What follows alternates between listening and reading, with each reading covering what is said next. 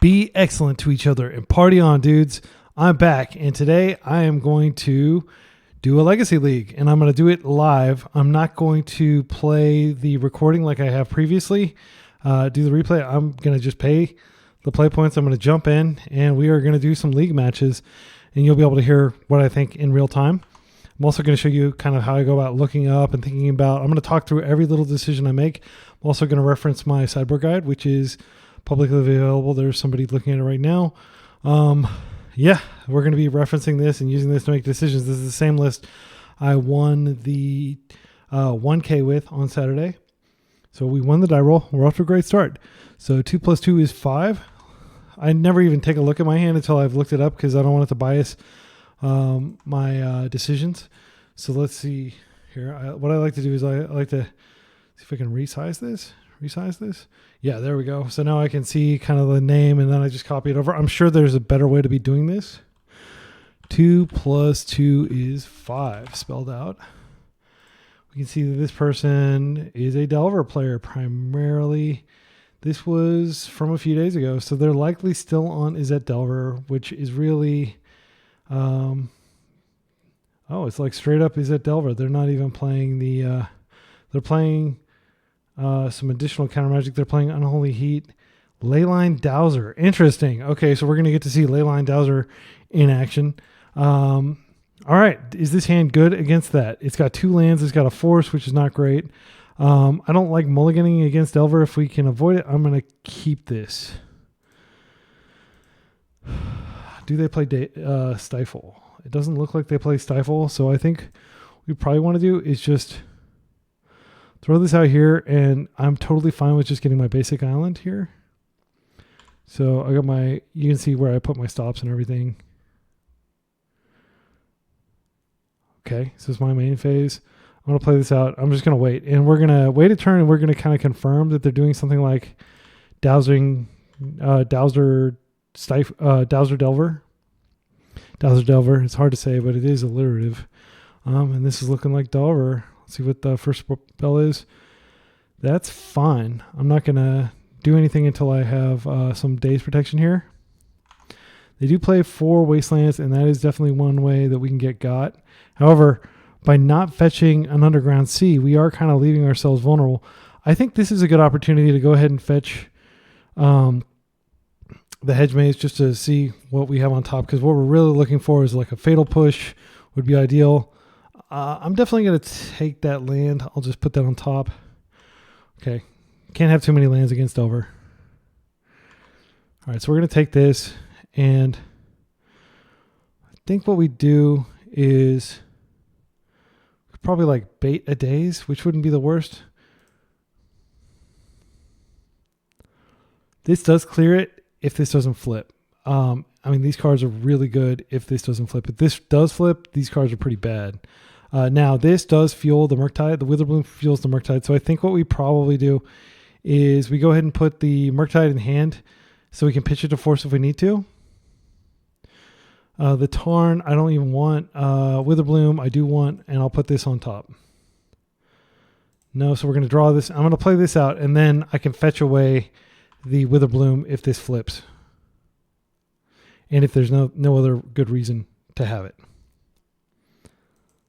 So in terms of clock, we are already down 2 minutes, which I play kind of slow. And also commenting is going to take I've never commented before while I was playing. So hopefully none of these games go to time, and hopefully I can keep it interesting. I mean, the fact that he's brainstorming during his main phase is probably okay. I think I could definitely Spell Pierce this. And like, let's face it, Spell Pierce may not get any better. I think I'm just going to go ahead and Spell Pierce here. You may say like, oh, but you had an opportunity to remove it. Yeah, I did kind of have an opportunity to remove it. Maybe that was a misplay. Maybe he dazes here. And I'm just going to use he because I'm not used to saying they, but like I have no idea what their gender is.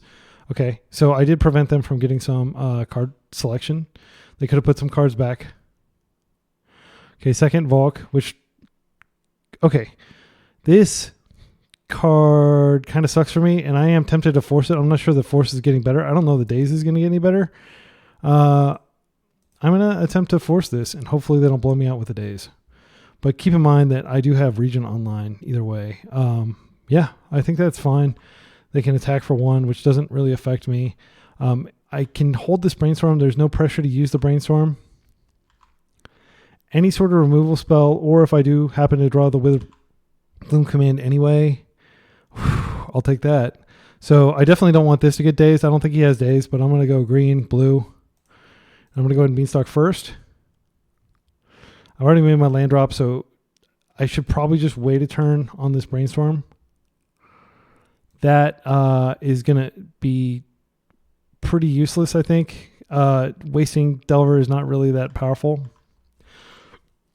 We'll see what they do here. Important note that I can make this a 6/6, but 6/6 is not big enough to stop Unholy Heat, and he is going to have Delirium probably.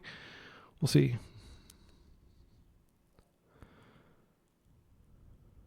He's going to have a lot of cards in hand, that's for sure. Murktide is going to cantrip, though. So what I'm thinking is I'll probably play Wasteland and use Wasteland as a mana source as well, and then I'll just do a full boat Murktide. And if he has Unholy Heat, he has it. But I got to block this Delver. Again, my general thinking on this is you don't want to waste Delver. It's not a great use of your cards. Man. So I'll just kind of think out loud while we wait for him to resolve this Brainstorm. It's nice that it shows me 3 card types here, so I don't have to keep counting. In fact, what I often do is I just pop this out so that we don't have to worry about, yeah. Okay, cool. And I'm going to take a hit here. 13, which is not the end of the world. There's not any main deck price of progress, but there is one price of progress post board we need to be cognizant of. Okay, so we're going to take this and we're going to see what he does. The reason I forced Dragon's Rage Channeler, by the way, even though like I had a Murktide, is, that's how Delver gets you, is they just have so much pressure on board that you can't answer it in time. I think there's a very high likelihood that this gets forced.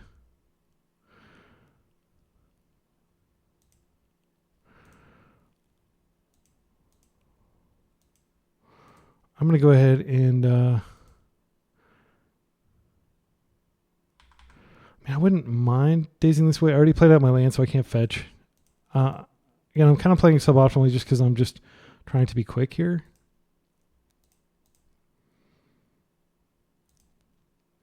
I'll leave a fetch in the yard. So I'm going to get a draw here. That's a pretty good draw. So the fact that that resolved is heartening.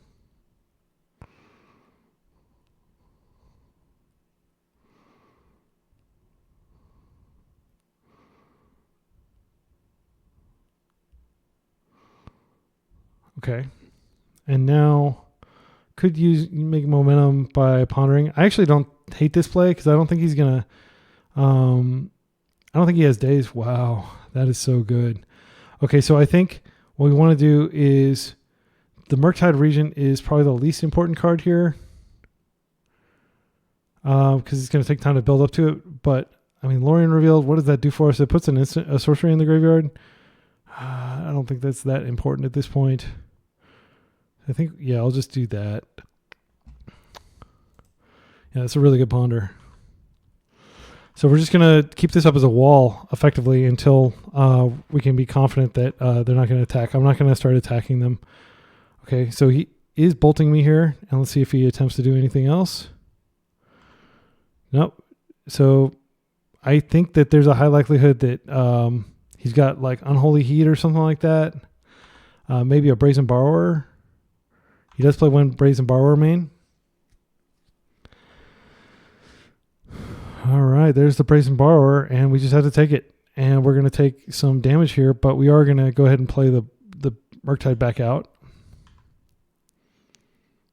And at this point, like, he didn't have days earlier. So this is definitely a problem. Okay, let's see what land he gets. I might waste him, actually, just so I can daze the Brazen Borrower when he plays it. But it looks like he might be playing a 2-drop, perhaps a Murktide of his own.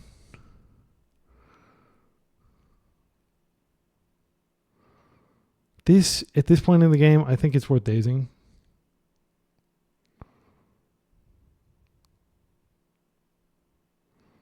Yeah, I think it's worth dazing. So I'm going to daze this back to hand. He's got 1 card. So really, I just need to beat these 2 cards and, lightning bolts that he might theoretically draw. We've refilled our yard a little bit. Do we even want to fetch if we have the opportunity to? I don't think we do. So what I can do is I can play this land, and then I can brainstorm, and then I can land cycle, and then I've got 2 up, and unless his last card is daze. But this will ensure that Murktide is a little bit bigger. I'm going to do that. So we don't really want either of these. I think we can put these back. I'm just going to cycle. I'm going to go get a second green source here. We can't play it. And then we're just going to hope that his last card is not daze. If his last card is daze, that's the game. But again, I think he probably would have done something. We're getting a card either way. Oh, this is a good card. This will take care of that.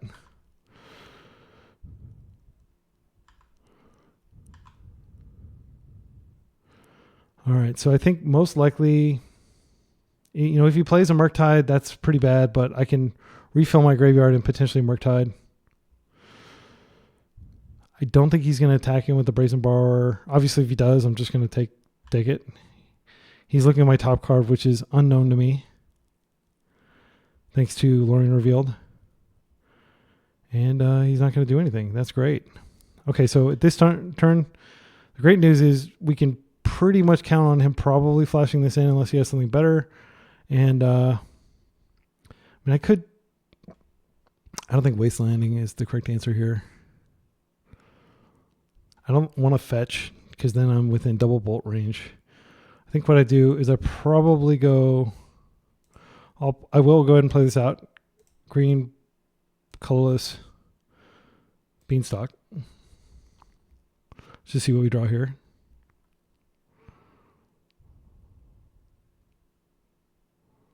Okay, sorry. I need to pop this out. Usually I keep this over here so it's easier for me to look at.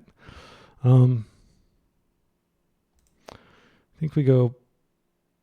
Yeah, we're not going to do this until this is on the table. I think I am going to go ahead and just ponder here. I would love to find a Fatal Push. These cards, not the best, but they do fill up the yard. These are land drops that don't hurt me. I want to find removal. Okay, Stifle's not terrible. I don't know what it's going to stifle, but it's better than what we have on the table. So I think I'm just going to pass.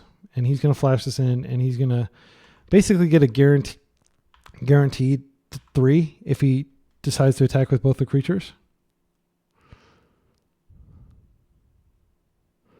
Yep. And then next turn, I can kill this and mill myself, and then I'll be able to get a big Murktide up.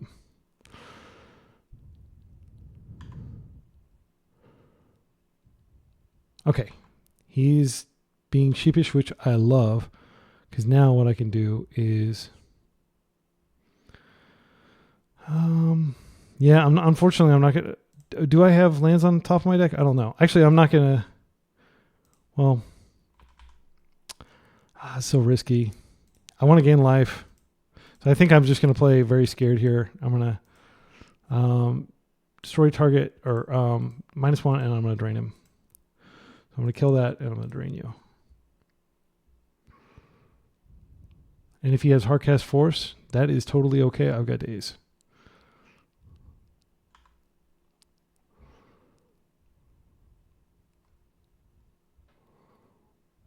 All right, so I'm just going to tap, and I'm just going to daze it.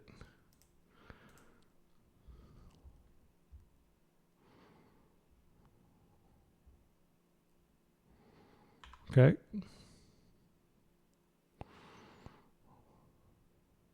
He's 2 swings from death. He's got 1 card in hand. If we wait one turn, we've got Murktide, a big Murktide. I think we wait. I just don't want to die. I think I've got this game, but can't be too careful. Okay. I don't think he's going to attack or really do anything here, which is great. Now, Bowmasters is potentially good, but it's not what I'm interested in here. I think now that I do have this, I can fetch. I'm just going to keep some extra lands up, see what I draw here. Don't need to Mystic Sanctuary or anything. I'm just going to grab this. Okay, and then we're going to go blue, blue, colorless. And yeah, I'll just delve my entire graveyard.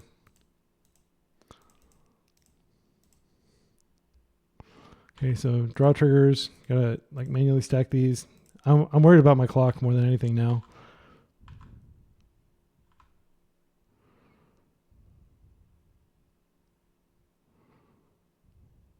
That's fine. Draw my 2 cards. And wow, it's another Murktide. Okay, so this Murktide does grow.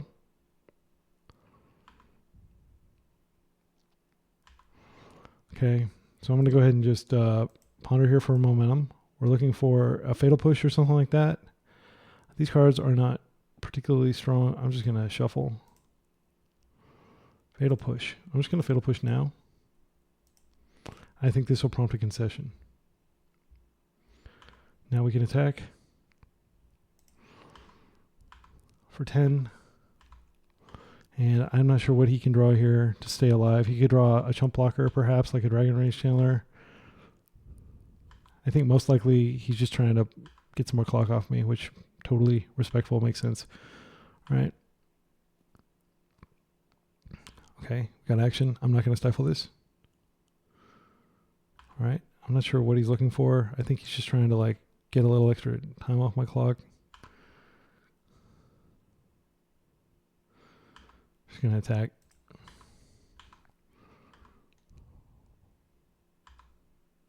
Yep, he's like making me go through the damage step, everything. Okay, so the way we sideboard against Delver, pretty simple. We just take out all the tempo cards. I'll put them here. And yeah, I mean, Daze was pretty good there, but it's not good on the draw. And then what we do, we bring in Carpet. We bring in our Swamp. I'm also going to take out a Wasteland. We bring in Hydroblasts, which are quite good. And we bring in Spell Bombs, which keep the Murktide from getting too big. And yeah, man, I'm anxious. I'm going to hit submit. I'll be right back.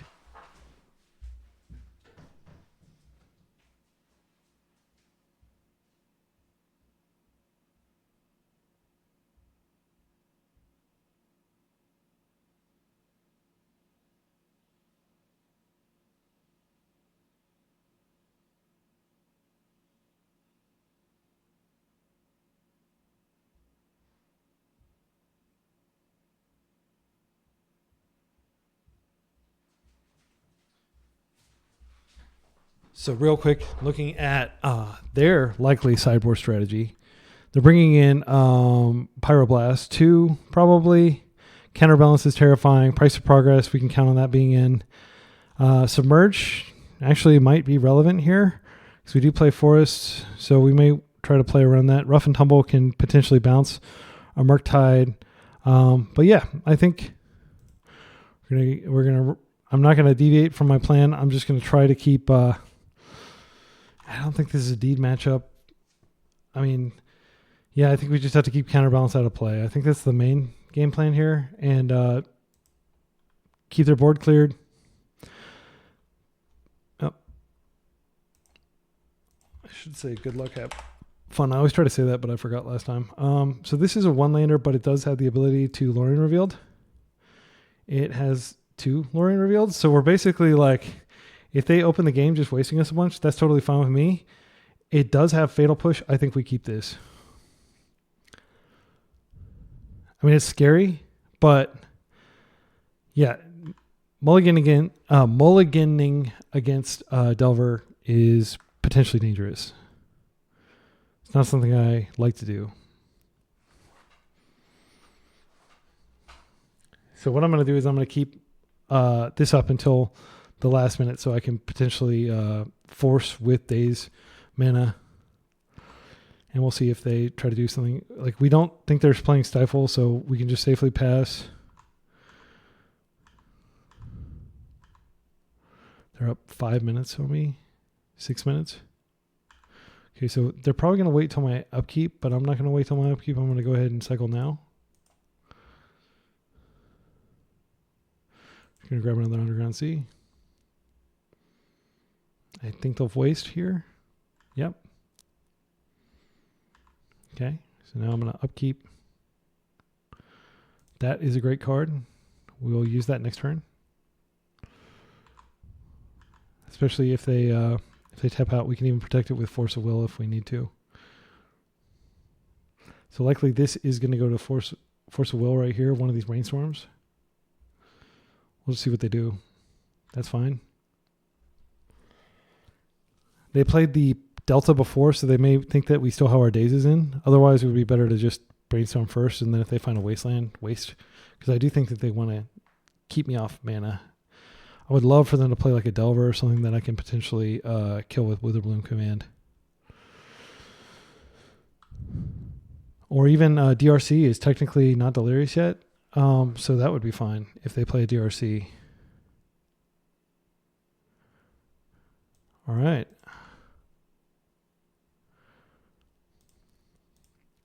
I'm going to go ahead and cycle. I'm going to get a drop this time.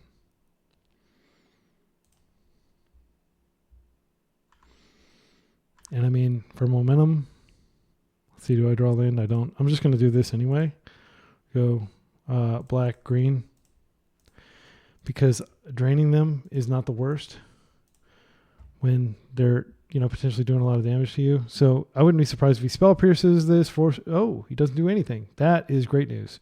I'm just going to get this back instead, which, may be greedy, but because they can waste you off your Underground Seas, but I do have a basic swamp in my deck, so I'm not as worried about it as I would normally be.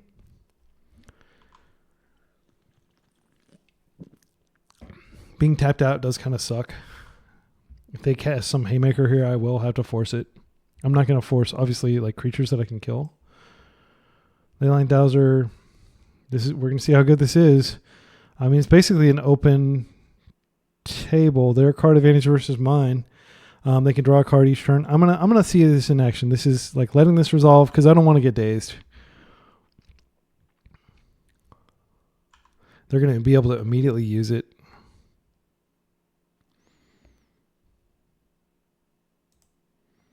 Okay, so we got Brainstorm into fetch up. If we get one more land, we can go get Witherbloom, which will take this out. But I'm going to definitely be hoping to find that off my Witherbloom. Force of Will. Well, that's good. He just got a Force of Will in his hand. So this is already paid for itself, essentially, and now it's going to be there generating value for the rest of the game. He's doing it immediately. Let's see what he gets.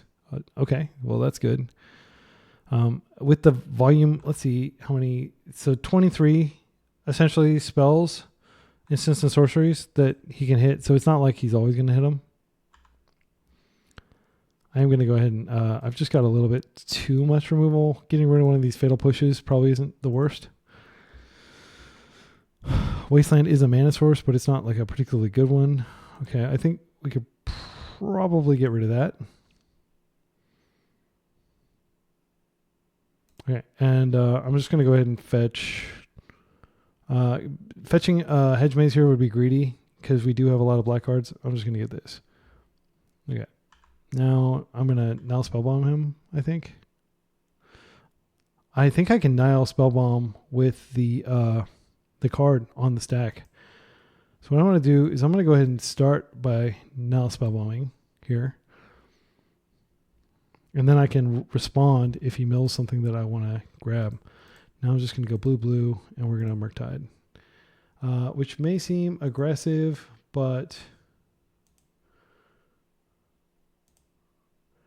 let's see, these was 1, 2, 3. I think we want to go ahead and get the maybe we want to get the Witherbloom. I think we're going to get Lorien revealed here. Just because, I mean, it sucks that I'm not going to be able to get that. Oh, I need to delve one more. I'll delve that. Yeah. Okay, and I'll pass. And then when they Leyline Dowser, if they do that, if they Murktide now, their Murktide's going to be smaller than mine. Okay. Okay.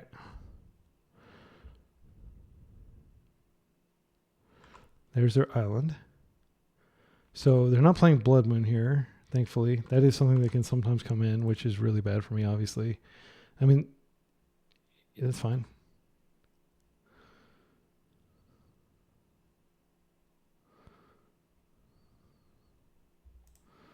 Don't really want to deal with that. He does have a Force of Will. This will force him to use his Force of Will, but this will fill up my graveyard.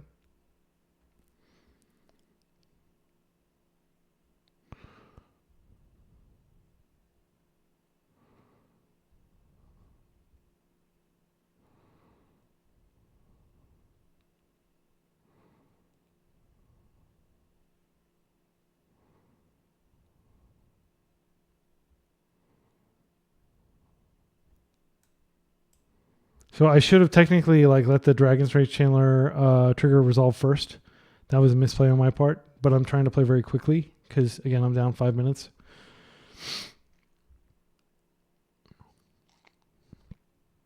And even though they're playing like a tempo deck, yeah, they can take their time and really think about things, and I'm already down quite a bit of time. So also note that if I want to be able to draw a card off now, Spellbomb, I do have to. That's fine. Oh, they let it resolve. Okay, that's good.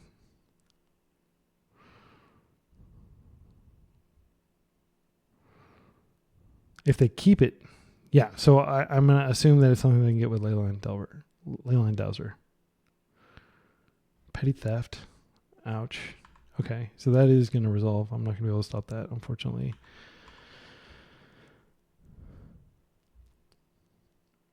Okay. And we're going to wait. So if they mark, they've got a 6/6. Okay. Untap. Draw. Beanstalk is really good here. I'm just going to tap like that. If this doesn't draw a land, I'll probably brainstorm to try to find a land because I do want to keep building up my mana base. Okay, trigger. That is what we wanted. So I think we can just, you know what? I think I am going to go ahead and just get rid of this now. It's a liability, the longer it's on the table. And the dream would be that they try to stop it or something and we can murderous cut it too and draw off Beanstalk. What I'm going to do is I'm just going to keep this open and wait.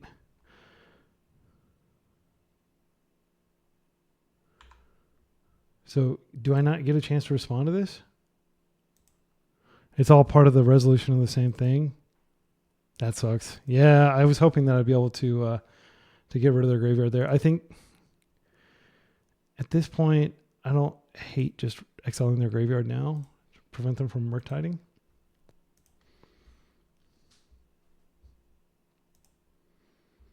Okay, yeah, that's a good card. All right, so they have no graveyard. They do have this threat that they can flash in, but I've got my Murktide Regent. Next time I get a fetch, I am 100% going to go get. So he's going ahead and Leyline. Oh, a second one. Okay. Well, that's potentially a lot of cards that he's going to be drawing. Whose engine is going to perform better? Well, the race is on. I mean, he does have a Force of Will. It's not in the reveal zone, which is annoying. MTGO doesn't really account for that. So that's fine. And then I think, so we got 1, 2, I mean, we could just make a 5/5. I don't think that's terrible.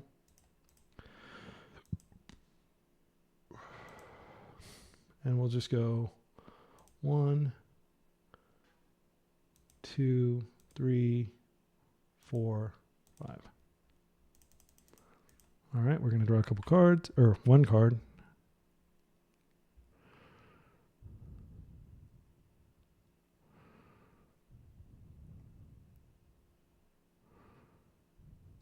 It's fine. Still got my card. And we're done. Oh, I can go get the Witherbloom next turn. I can take out one of these. They're going to be able to use it, which sucks, but yep, there's a Murktide. So they're going to be able to refill their graveyard pretty quickly. Playing 3 Murktides. One of them is accounted for. In exile, they do not have a Murktide. Okay, this is fine. I can't punish this. Generally, I don't even try to punish this, but I will punish now that I think 2 of my Murktides are gone. So I've got 2 Murktides and 4 Orcish Bowmasters to close the game. I'm going to respond here, and I'm going to Brainstorm. This is like my last chance to get this card out of my hand, basically. Yeah, I mean, this sucks. We can start wasting them. I think that might actually be a good play, considering I've got a lot of lands on the table. I think I'm going to put these 2 back, because these are definitely not good. And yeah, unfortunately, that resolves. Now, Witherbloom Command is going to be inclined to hit that. Okay, and now Witherbloom Command has a second target.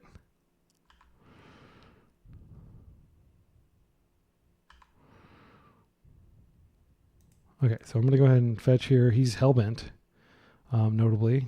I'm going to get the Mystic Sanctuary. Mystic Sanctuary is going to get Witherbloom. All right, and yes, we're going to use the ability. Okay, we're going to draw.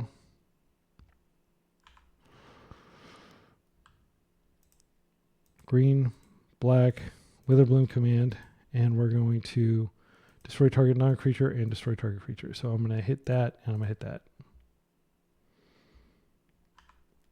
See if they flip it too.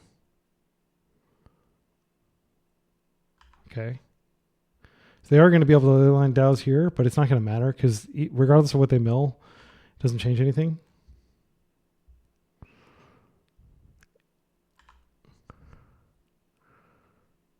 Okay, so they have a Ponder on top, which is fine because I've got my own Ponder. Go ahead and Ponder here. Now Spellbomb, not good enough. I think I'm going to shuffle this. Carpet doesn't really do anything here. I think I'm just going to start wasting them. Wasteland. Wasteland. I'm going to hold Carpet. He's going to be able to activate this a few times if he needs to draw cards. But I don't really have anything going on, unfortunately. I've got 8 minutes left on my clock. There's not going to be a game 3, unfortunately. There probably won't be time. I think they have already milled one of their sources. Yeah, this is fine.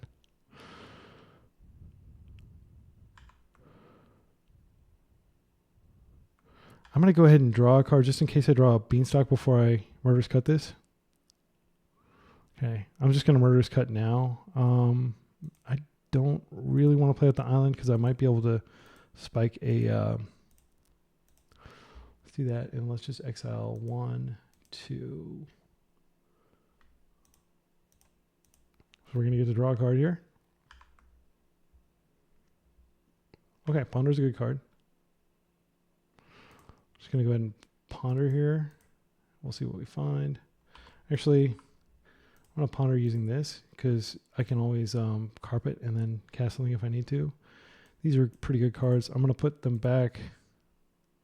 Put Cut on top. So we have a Brainstorm coming. I think I'm just going to hold the Carpet for the Brainstorm. And I'll pass.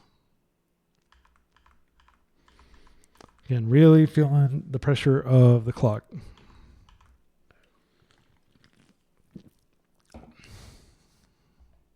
Yep. What do we flip? Lightning Bolt. Okay, well, that's not good. I mean, I have lots of life, but it's not good, like long term, that he found something. Another Lightning Bolt. Okay, so he's got 2 bolts in hand. We need to keep that in mind. It's irritating that it doesn't stay in the revealed card zone. So I have to just manually track it somehow. Okay, so this should be the Brainstorm. I'm going to go ahead and do that now. We're going to put back Carpet. We're going to put back Island. This is great. I'm going to go ahead and fetch. I'm just going to get Hedge Maze probably here. Okay, see what the top card is. I will put that on top. And now I'm just going to go green, black. We'll draw this. Okay. And I'm just going to play this out.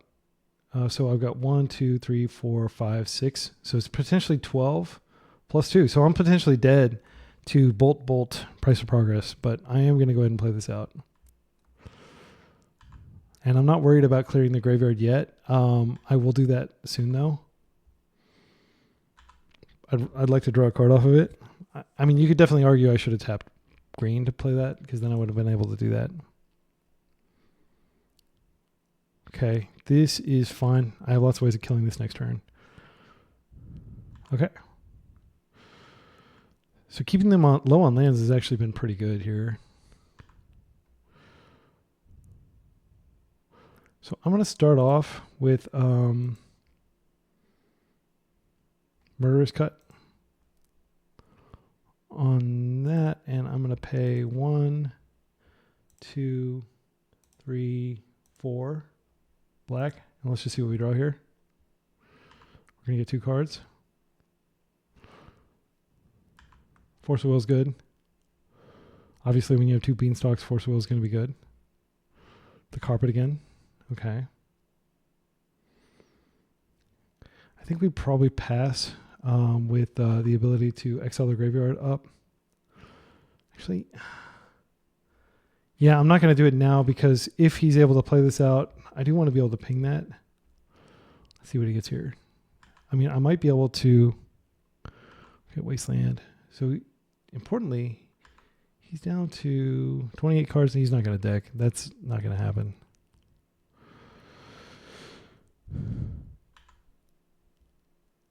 But it's important to note that the cards that he's milling are like bad cards, basically. I'm going to go ahead and play this and hope it baits out one of his bolts. He is low.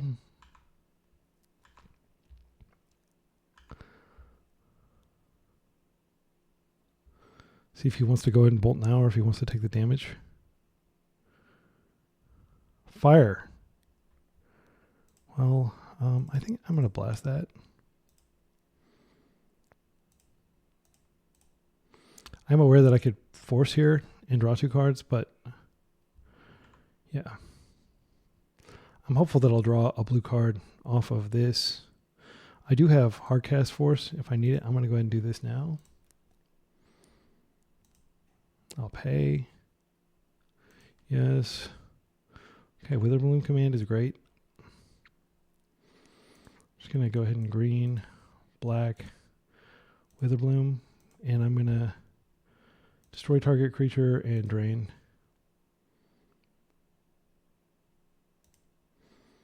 And I'll do that, and I'll drain you. So this way, at least he's drawing fewer cards.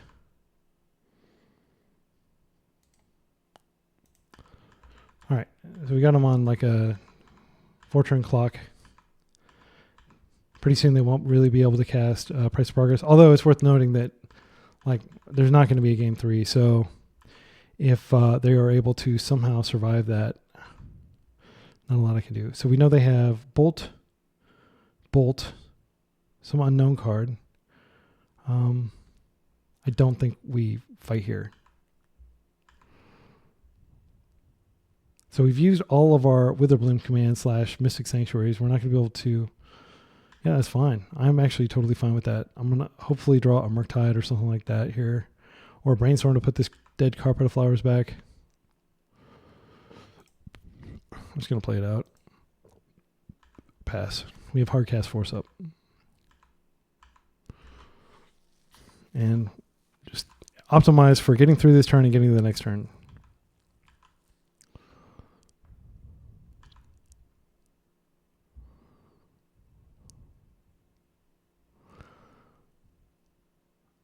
Yeah, I'm not going to cantrip with that because, I mean, he could just back to base, or I don't know what he would cast, but I don't think it's that big of a deal.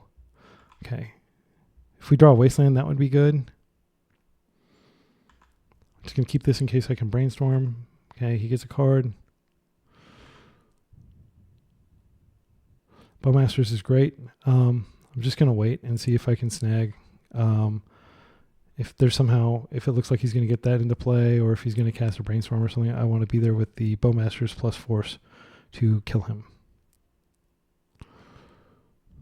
Okay. He gets a brainstorm. See if he casts it.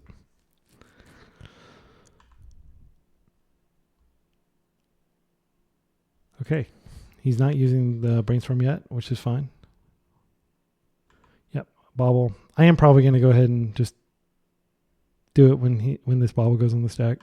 Actually, he may know about the Bowmasters. I may have somehow missed that he knew that I had a Bowmasters in my hand. He's going to pay costs. I'm just going to 1, 2, 3, 4, 5. Wait, yeah.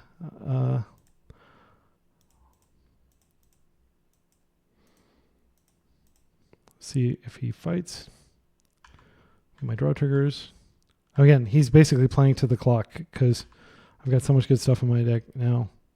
I have one fetchable left, which is an Underground Sea, I believe.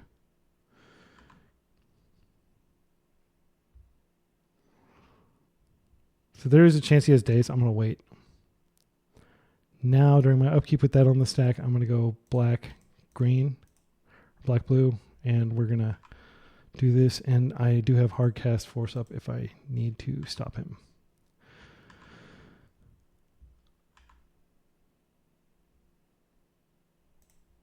Okay.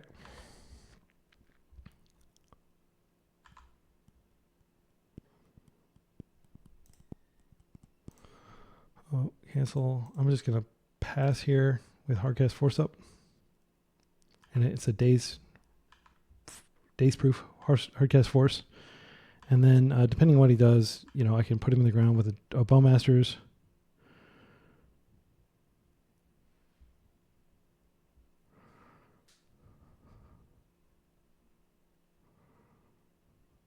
That's fine.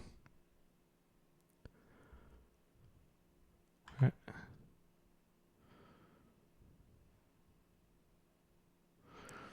So, sadly, if I were to Bowmaster him now, he could kill. No, he can't kill me with Price of Progress. I'm going to go ahead and try this. Hopefully I don't get punished here. He's not dead on board, but he's getting very low in life, that's for sure. So let's say I'm able to attack him for 3. It shuts off a lot of things he can do. Okay. So I'm just going to go ahead and attack all.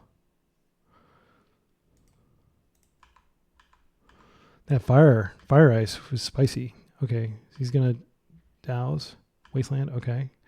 Things are not looking good for him. I have 2 minutes and 30 seconds to close this out, which I think will be enough. Takes the damage. All right, and we're going to go to instep, and survey says concede. Yeah, that's fine. Now he realizes, oh wait, I've got double Bowmasters out. Oh, I'm going to daze it. Okay, that is a weird play. I don't know why he would do that. I think he's just running clock, hoping like something happens. I'm not sure what he's doing over there. We'll see. Maybe he's got some cool. He's filling up his graveyard for a Murktide. It's not going to matter. Yeah, that is a weird play.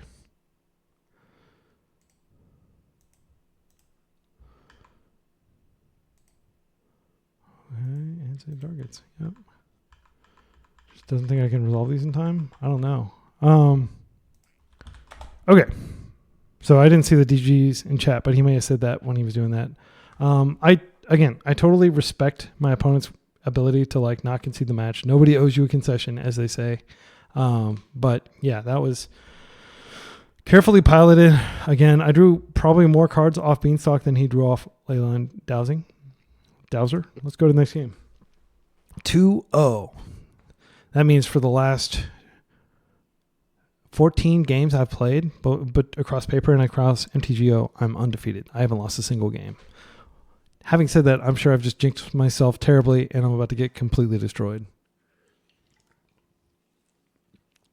Right, so while this is connecting, I'm going to get some software to like edit out the gaps and things like that. But I'm not sure if I'll have time to do that for this video, so I apologize if it's like. Well, we can talk about the matchup. So, okay, Meltdown, good card.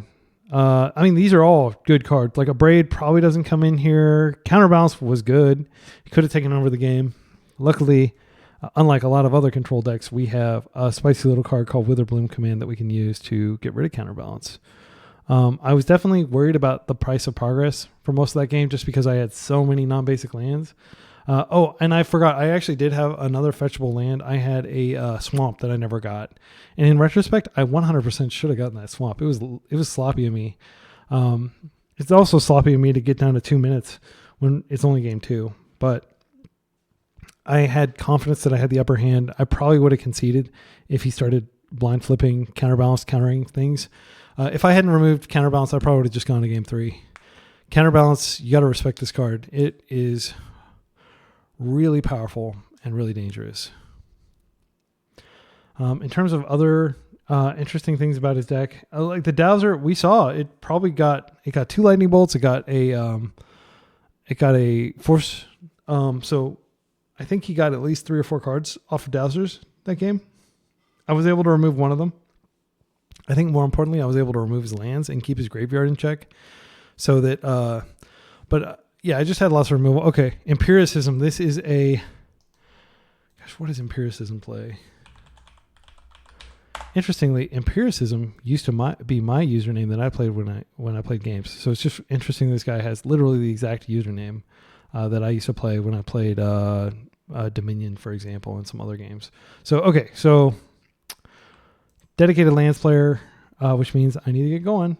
We're on the clock. Crop rotation. Nothing here looks particularly scary. They're not playing Lava Spur Boots, it doesn't look like. So we don't have to worry about Merit Lage hasty mode. See, the main thing we need to worry about is Grove of the Burn Willows, which only really affects our Bowmasters, which we are going to board out. And I think this is going to be a matchup where Pernicious Steed is very strong. Good luck, have fun. It's great to play you again. All right. Is this hand good against lands? We've got a land.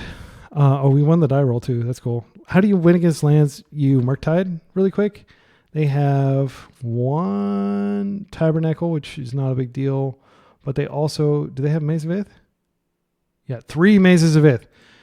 So I'll tell you right now, I don't expect to win this matchup just because Maze of Ith is such a house. But this has Wasteland. That's good. I'm going to keep this. Okay. And note, we've already burned 80 seconds. Opponent says, hey. Hopefully that's like a, glad to see you. How's it going? Well, I just won a 1K over the weekend. The video is on YouTube. And this match may be as well soon. All right. Luckily, we're typing with his clock. I wouldn't be talking. Okay. Thanks. Okay.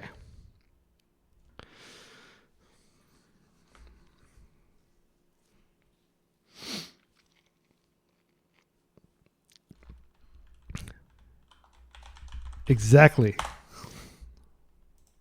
All right. Now I'm looking to get demolished in the leagues. Will do after game. Okay, cool. So we may have a new viewer of the channel, which would be amazing. I'm going to start with this, and I'm going to go get my basic island, and then I'm going to island cycle with Lorien Revealed.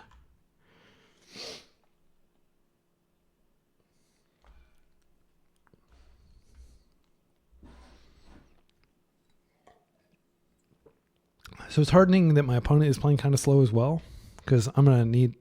I don't want to have a huge time. This guy, assuming he's a guy, look at all these records. Tons. Very strong lands player.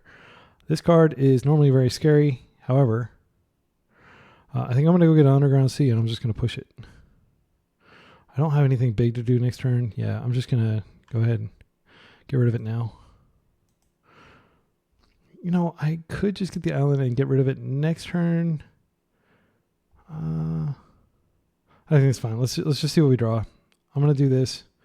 I'm going to cycle. And I'm going to get the Underground Sea.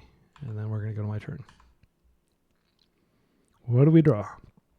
Beanstalk to punish us. Oh, another Lorien reveal. I'll take it. So here, always get rid of this immediately. Don't let them get any value out of it.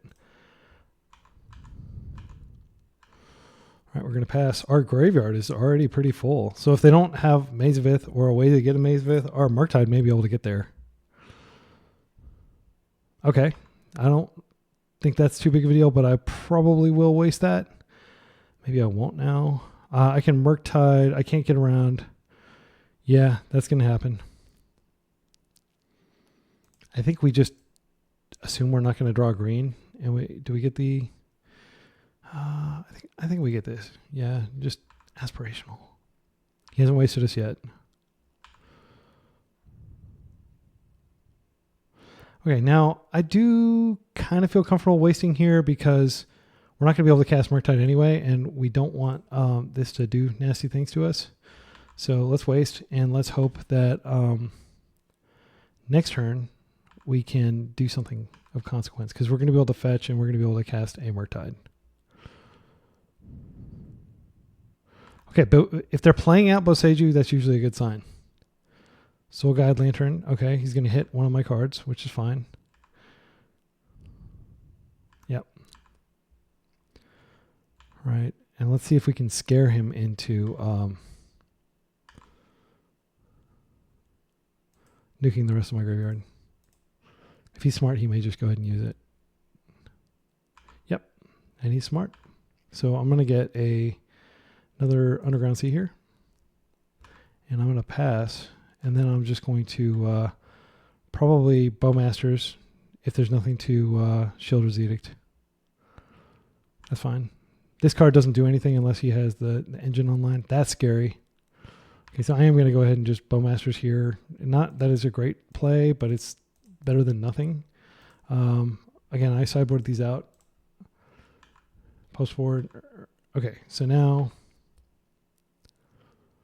that's a good draw. I mean, there's no way he could probably take the counters off of this before we kill him with this, but I'm gonna try. The fact that we've got the one removal spell for Dark Depths in our hand is very heartening. He's got the Maze of Ith now, which really makes this bad. I think we're just gonna have to pile in with Bowmasters this game. I don't think we're gonna be able to do anything else. That is a great draw. So I am going to go ahead and draw. Let's see what I get. Wasteland would have been a good draw there. I probably should have waited to see if I drew Wasteland. Okay, well, I'm just going to attack here. And he's going to have to do a bunch of stuff with his Maze of Ith, which I think does take a little bit of time off his clock. All right, so if he doesn't have a play worth forcing, and if I force, I probably will force with the Murktide. And I'll cantrip. We're looking to stop Dark Depths from destroying us. Okay, he's only got 2 sources. So actually being able to waste this would be big. We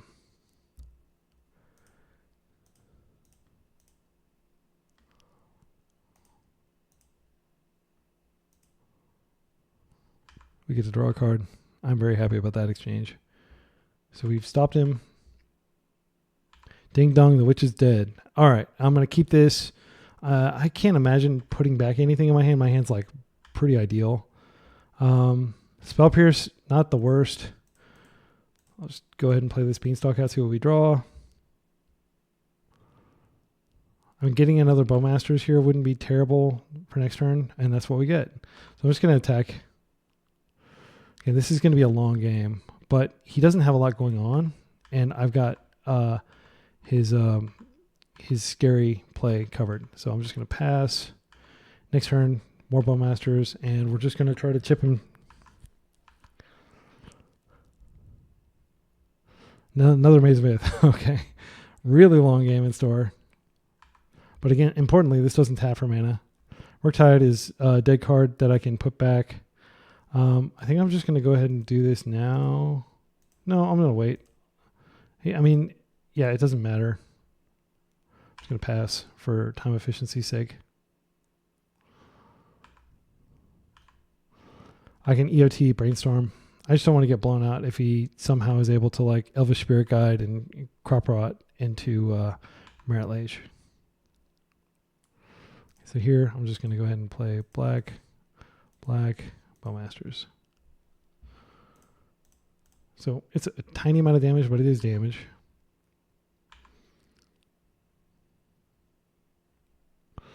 I'm going to play out every land I can when he has a Sphere of Resistance out. I'm just going to go ahead and attack here. He's going to maze 2 of them, but it's going to take his time.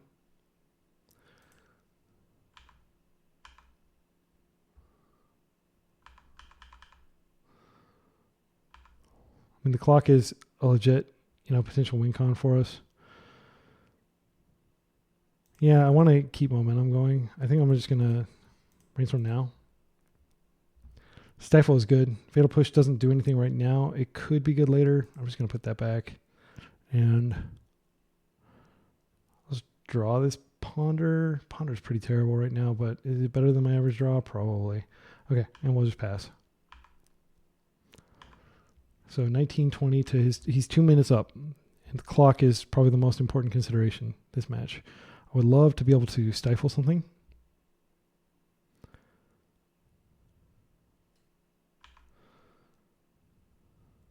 Okay, and he's smart, and he's not going to let me use my mana to stifle him.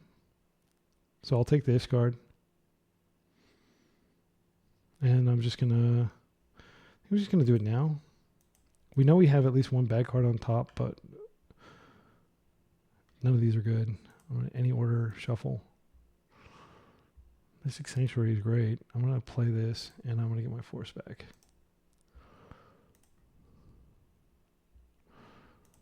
Then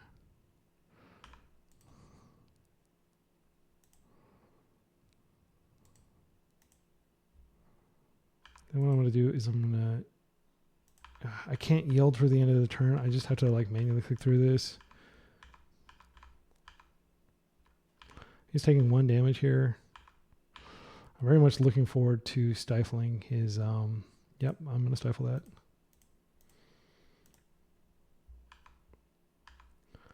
We're just going to keep him off doing anything. Keep him under his own sphere. He's got 1 mana source now. Okay, Ancient Tomb does damage to him. What's this? Well, I'm going to just...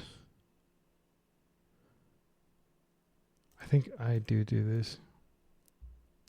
Yeah, it sucks to pitch away the force, but I just want to slow him down. Get any sort of tempo I can out of this.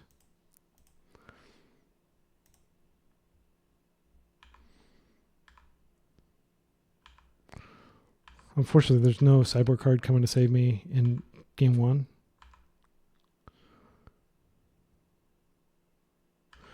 I am going to go for this Regent here.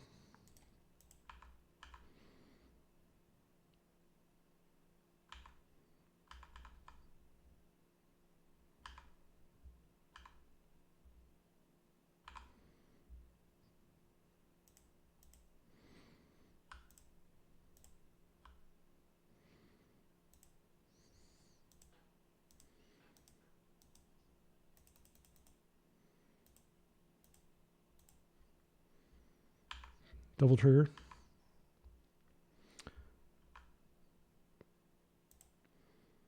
Go ahead and trigger this. This is better than my average draw. Yeah. And also it can stop a Mazevith activation. So if he mazes in the wrong sequence, I can potentially stop one of those. And I can get my Murktide through. So he's taking 2 here. Put himself in the danger zone, but he is going to get those lands back. I can't stop him. Yep, that's good. And what's the other land? Okay, the Heath, which does damage to him. All right, we're going to draw this Stifle. We are going to go ahead and attack with everybody.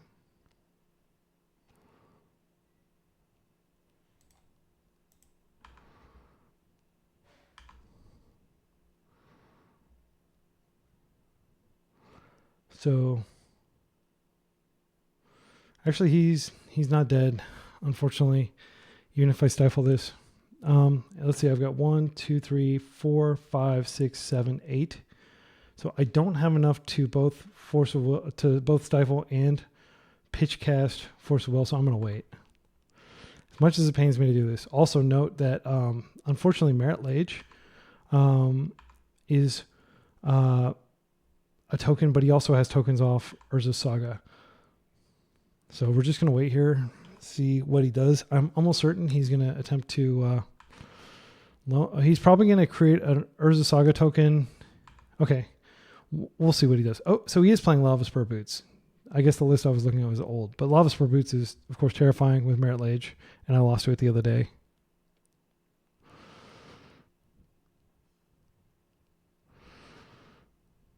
Do we counter this?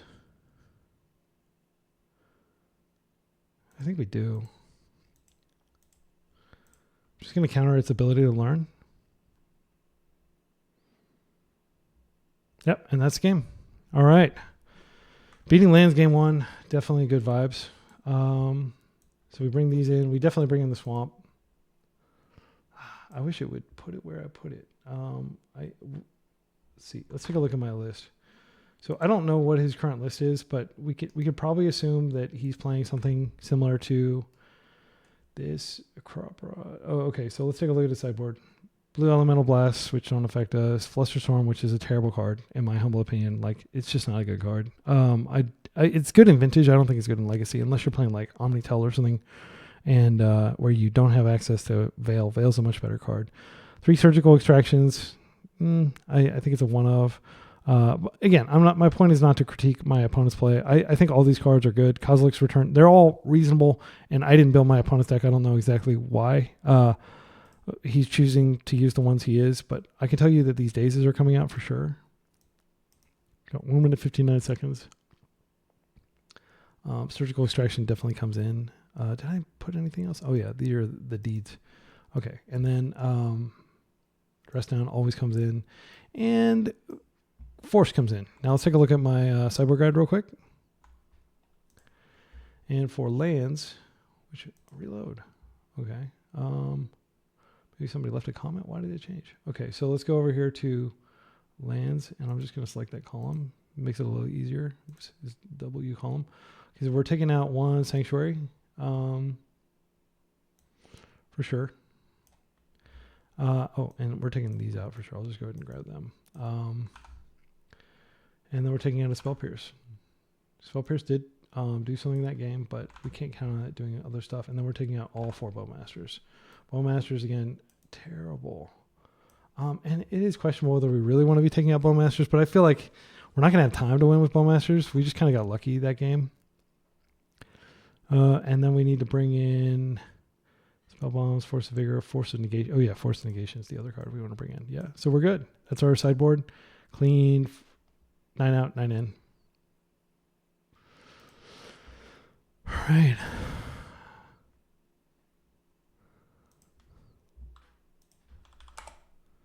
Okay, we can work with this.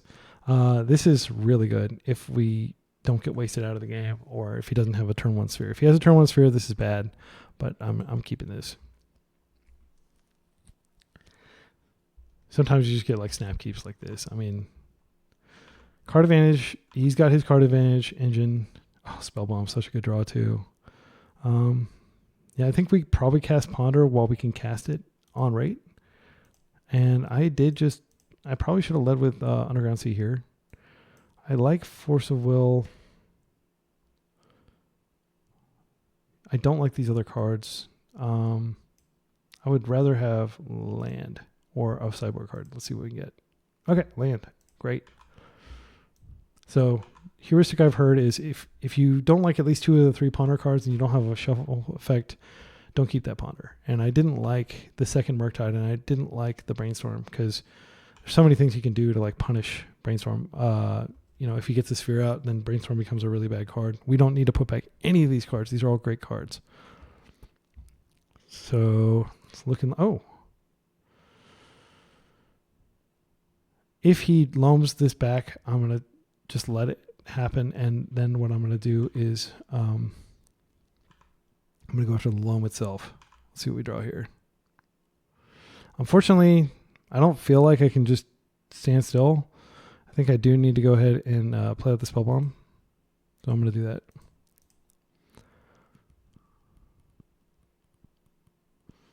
And then if he loams these back, I'll just let him loam them back, but then I'm going to fire off the spell bomb.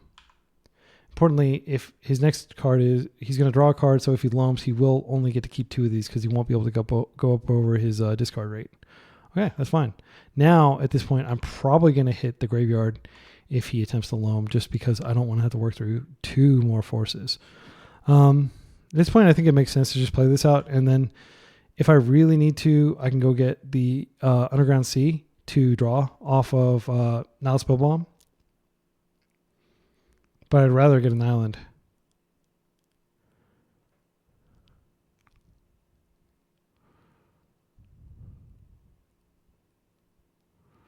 I will definitely snap off this Nile Spell Bomb if he loams. Yep, and so I'm going to go do that.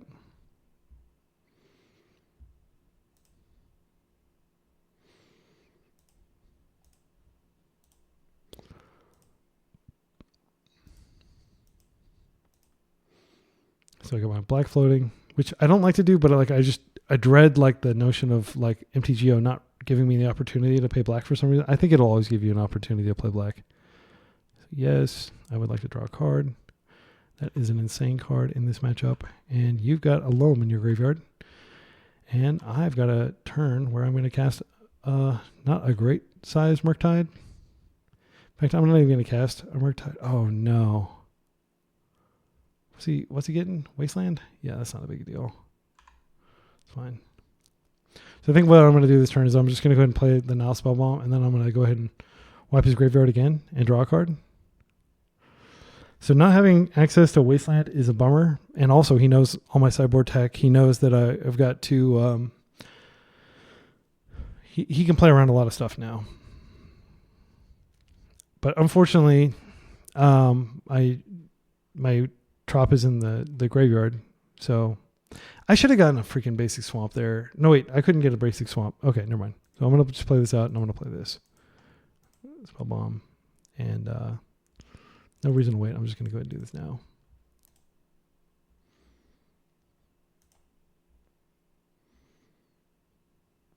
I mean, there's always a chance that he draws another one, but this is a tempo positive play, and I've ripped an answer if he does draw another one. But even if he drew another one, I don't see him doing it quickly. Would I play this marked out or would I force? Depends on what he plays. Okay, that actually helps me. This came up in the tournament. That is like a huge help because now I can cast my own Beanstalks, which I am going to do. Okay, I would like to play a land. Thank you. I'm going to go black, green, Beanstalk.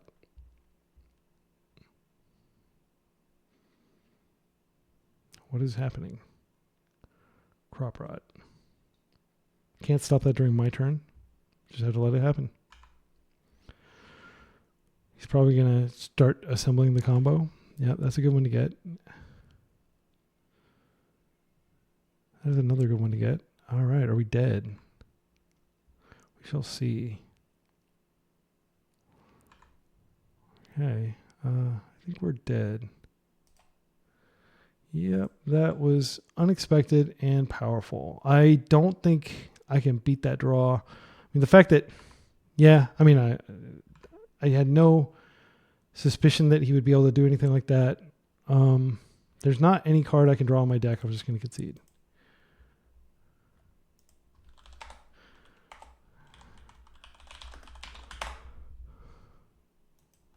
All right. So now nothing changes on the draw or on the play. I think Stifle's good enough that it's better than Spell Pierce. I don't think we're going to get any Days Equity. I think I'm just going to run it back. Yeah. Again, this is theoretical. I haven't played against this variant of lands that has access to Lava Spur Boots that much. But yeah, I'll play first. Good news is we got plenty of clock. Bad news is I don't think this is a keep. Should the... So he is playing... I'm not crazy, right? He's not playing any creatures. Man, I should have boarded these out. That's a bad call on my part, but it's basically a free mulligan here. This is much better. We're going to keep this. I'm going to put Murderous Cut on the bottom. And we've got Shielder's Edict. And yeah, I'm just going to... My least important land is this Trop, so I'm going to play it out first. I'm going to attempt to fetch some basics here. As soon as I draw fetches, that is.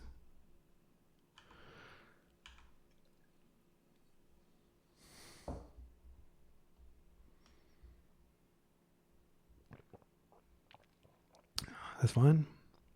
I'm not going to bluff having something to do because clock is an issue. Okay. Well, we've got a stifle for the next Wasteland if that's what he's planning to follow up with. Well, we're in a bad situation. I kind of hope that he has Wasteland. Okay, that helps. This green mana. All right, I'm going to hopefully draw a land or a cycle. Okay, this is good. Let's go get double lands. This is amazing. Okay, so we're going to put this on the bottom because we definitely want to draw both of these. Let's think. Yeah, I've got so many blue cards. I don't want to have to fetch this away. So what I'm going to do is I'm going to go like that, and I'll draw my fetch, and then I'll decide whether I want the Brainstorm next turn. But I'm definitely going to want that land either way. And in fact, like I'll even with that land, I will still stifle Wasteland activations if he has one. Now, what I'm hoping he does is try to turbo out. I'm not going to stop that. There we go. I don't care about that.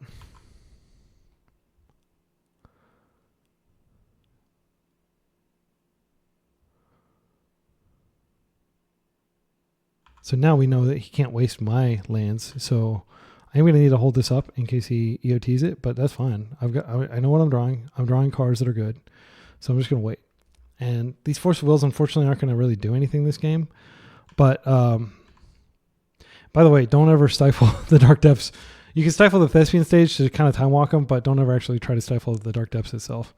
We'll see what he does here. I'm surprised he hasn't done anything here. Well, I guess he didn't have the opportunity to do it last turn because he... What is he going to get here? I don't think we risk it. Yeah, I'm not going to risk it. Just fewer lands for him to have access to. Okay, so he still has the combo this turn. The important thing is I've got Brainstorm, and now I've got the ability, if he doesn't make it, to Brainstorm and fetch. If he does make it, I will counter it, and then I will...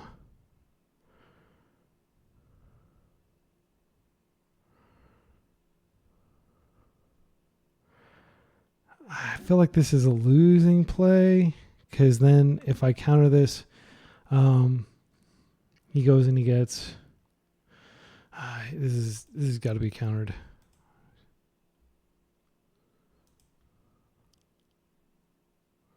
I think I keep the Brainstorm, because that way, like later on, I can put back bad cards. I've got a fetch right here. Okay, so he's not going to be able to make it this turn. He's got 2 cards in hand. Well, he may be able to make it this turn. Okay, so he's going to be able to make it this turn, but he's not making it for some reason. Let's see what we draw. Land would be good. Wasteland can't be used, but it will be used once this is removed. I'm going to go ahead and play it out.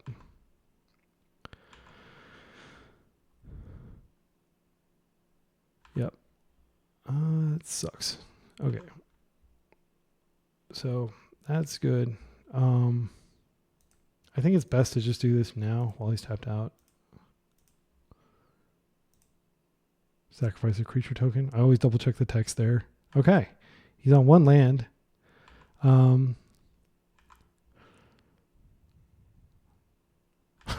Okay. Good lands. All right. So now we really need to get Pernicious Deed would be really strong here. we're going to see what we draw, and if we don't draw Pernicious Deed, I think I am going to aggro Brainstorm here to try to find it. Beanstalk's good. Okay, so I think what I do here, stifle the ability to, yeah, so I think I'm going to go Beanstalk, and then I'm going to stifle. And we're going to put back this Brainstorm. Sadly, we'll put this back. We're close to being able to cast it. Do we put this back? Or do we have faith that, I mean, this can spiral out of control so fast. I really don't want to risk that. I'm going to just do that. And I'm going to rely on the Beanstalk to deliver me. Okay, so I'm going to get, oh no, I've just got Hedge Maze. Well, I'm going to get a Hedge Maze, and I'm going to have to wait a turn on this Beanstalk. Let's see what the top card is. Pernicious Deed. That's going to go in the graveyard. Actually, that's pretty good with Beanstalk, and I can deal with one of the tokens. How scared of him am I of whatever comes out of Urza Saga? I'm not gonna stifle the Urza Saga. I don't think. I'll put this on top. All right, change of plans.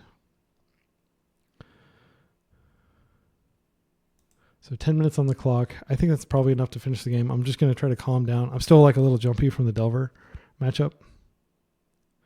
What's this? That's fine. Not sure why, because that can't be activated.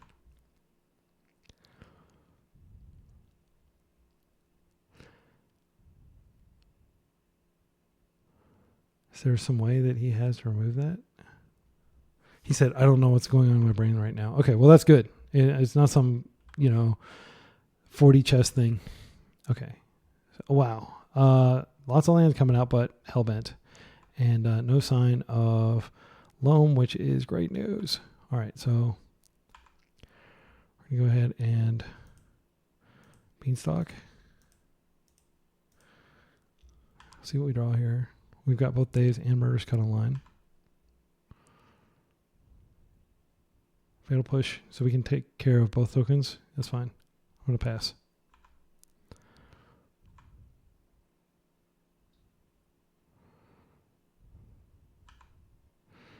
I'm going to go ahead and let him fetch and see what he's going to get. And then if he gets Lava Spur, I can cut with the equip on the stack and save myself some damage. And yeah, I don't think we stifle this search trigger.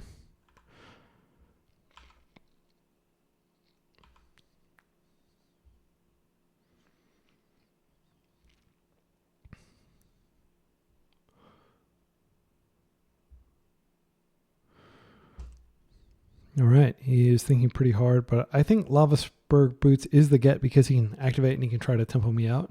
With 4/4s, it'll be a 5/4. He'll be able to do 9 damage. He'll be on a 2-turn clock. The good news is I can also, because I'm pretty confident that I'm not going to have to stifle this turn after he equips, I can go ahead and get, and it is indeed Lava Spur Boots. So he's equipping. So what I'm going to do here is I'm just going to go ahead and do that. I'm going to cut that, and I'm going to exile. I don't want to exile. I think I exile 1, 2. Do I exile these? I feel like we keep one in the graveyard, and I'll just do that and that. Okay, we get to draw a card. He can pay to equip the other one, equip it to the other one if he wants to get an extra damage, which is probably what he's going to do. But I didn't want to wait until combat. So yeah, he's going to equip here. And next turn, if I want to get rid of this token, I will have to pay the ward. So I'm going to take 4. I'm going to drop to 13. But we got the Beanstalk online. He's got 1 card in hand. I'm optimistic that I'll be able to draw a deed. I just need to find it. Hope springs eternal for Pernicious Deed. All right, come on, deed. No deed. Okay, well, I'm going to go ahead and start with a Ponder here. I'm most definitely going to take this other Beanstalk. Then what I'll do is I'm going to go ahead and just Beanstalk here.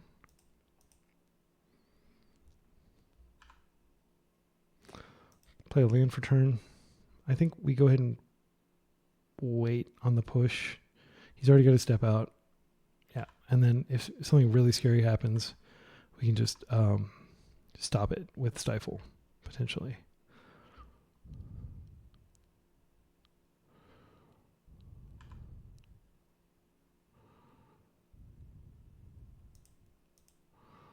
All right, so I don't need that other land on top.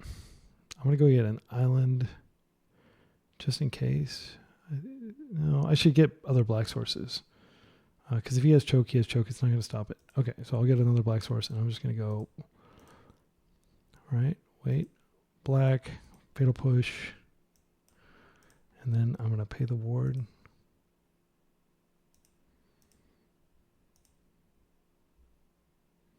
Okay. He's got 2 cards in hand. No, neither of them seem to be lands. All right, and we do our swamp au natural. I'd rather be able to go. Oh, I boarded out. Freaking yeah. So then it's not going to really do anything here. So we're just going to chill. Unfortunately, I did board out Mystic Sanctuary, which seems to be I didn't want a lot of ETB tap lands, but maybe Hedge Maze is a better board there. Yeah, we're kind of at the mercy of his top deck. He's got a lot of scary draws. I have the potential. Let's see. I'm so glad that he wasn't able to copy. Yeah, let's just wait. This is going to be a long game. Witherbloom is also a good top deck, and that's what we get. So what's he doing here? That's fine. I'm going to go get a land. Let's get a Underground Sea here. And go black, green, Witherbloom. Target mills 3 cards. Yeah, and I think I'm going to mill myself, and I'm going to destroy Needle. Oh, damn it. I should have wasted. I can't waste yet. So I'm going to get the actual land that I can play out. And then I'm going to... I think I just waste this. This is a liability. Okay. And play a land for turn, and I'll pass. We've got Stifle up. I'm not sure what we stifle. We'll have to see. He has plenty of green source. He's got white source. What is he drawing? What is in his hand? Okay, nothing. I imagine like crop rotation or something like that. I really wish I had the ability to put Witherbloom Command back on top of my deck. I don't have any fetchables left. I've got a fetchable island. I think I go ahead and play this out. I'm just going to wait. That Beanstalk was a 2-for-1, which is good. Or 3-for-1, because I drew off of it. Okay, Wasteland is fine. Not sure what he's going to go after here. He may not go after anything. He may use Wasteland to waste my Wasteland when I draw one, which I may draw now. Oh, this is so good. Yeah, let's do it like that. Draw 4 cards. Thank you.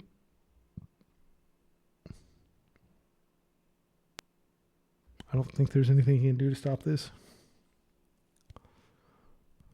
Hopefully one of these cards is a Force of Negation. That'll make me feel a lot better. Now Spellbomb's good. I'm going to go ahead and play that out here. Yeah, I'm just going to play out my Murktide. Yes, he has... so we'll just go 1, 2, 3, 4, 5. It doesn't matter what we get. I'm just going to make it maximum size here. Draw trigger. Okay, and now I've got the Wasteland for his...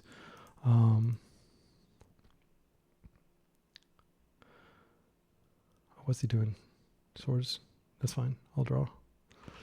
Or I'll gain a bunch of life. Okay, so now I think, do we want to risk? I think we go ahead and we play this out now, just as an emergency, in case he rips the loan, because that would be pretty catastrophic if he's able to get that stuff back. And I might be able to cantrip into an answer for loam, but I don't want him to be able to loam. So next turn, we can, yeah, that's fine. Again, like the main card I care about right now is loam. Or like him getting another Urza Saga or something like that. I've got 24 cards in my deck, and a lot of them are very strong right now. That is very strong. So what I'm going to do first is I'm just going to go black. I'm just going to go ahead and exile his graveyard. Yes. Okay, another Lorien revealed. I'm actually kind of worried about playing that out because do we want to deed now? I feel like we probably do. And then next turn we can Lorien revealed. I'm going to see what he does here, and then I'll have Stifle at the ready. There's no point in playing out a land. Actually, we can Lorien revealed now. If I play, I want to surprise him and get more permanents.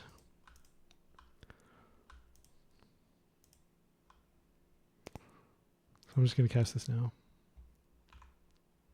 And we'll probably discard some of these fetch lands that don't have anything to fetch.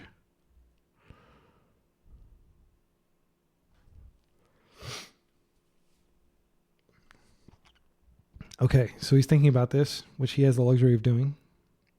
Wastelanding is fine. I don't care about that. Oh, actually, I might care about that because he might have the combo.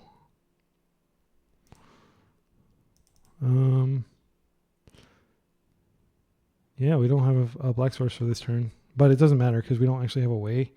We don't have the card in our hand, so we're not going to be able to use it. So I'm just going to discard these two.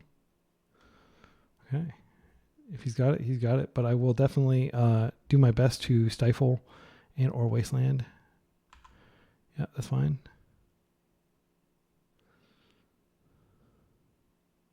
If he uses it, I'm going to stifle. If he taps out, I'm going to be very happy because I'm going to get it when I deed next turn.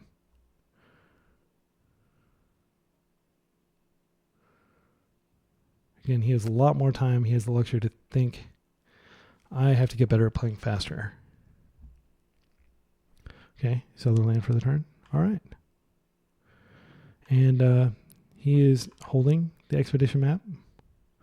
Play out another wasteland here. And I could Lorien revealed again, but I don't think that's actually the right play. I think what I'm going to do is I'm just going to ponder here.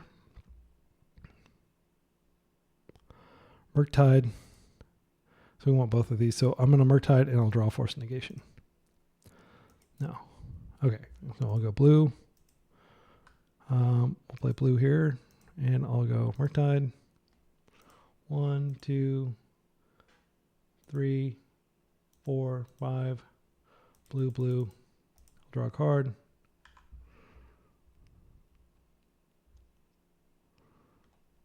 That is a stifle.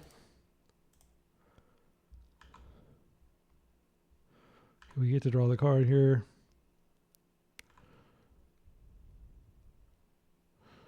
I think we just pass with Hardcast Force Negation up and double Wasteland.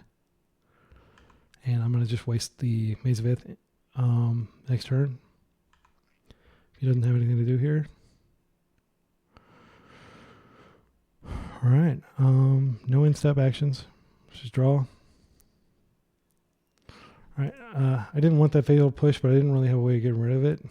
I guess I could have, yeah, I'll just hit that. If he crop rots, I'll just Force Negation. I'm just going to go ahead and attack here. And I'm just going to pass. I'm going to play quick. I'm giving him extra draws here. I can always do stuff in the end step. I do think it's reasonable to go ahead and play this out now.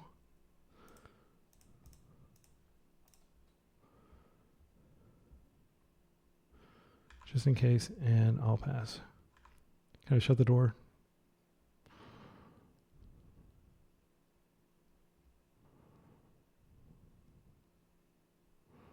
That's fine.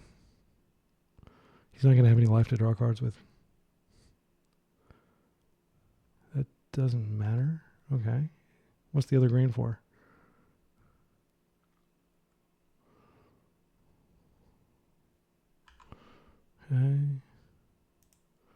Go ahead and brainstorm here just to see if I can find a second Murktide does it. Don't need that. Dress down's nice.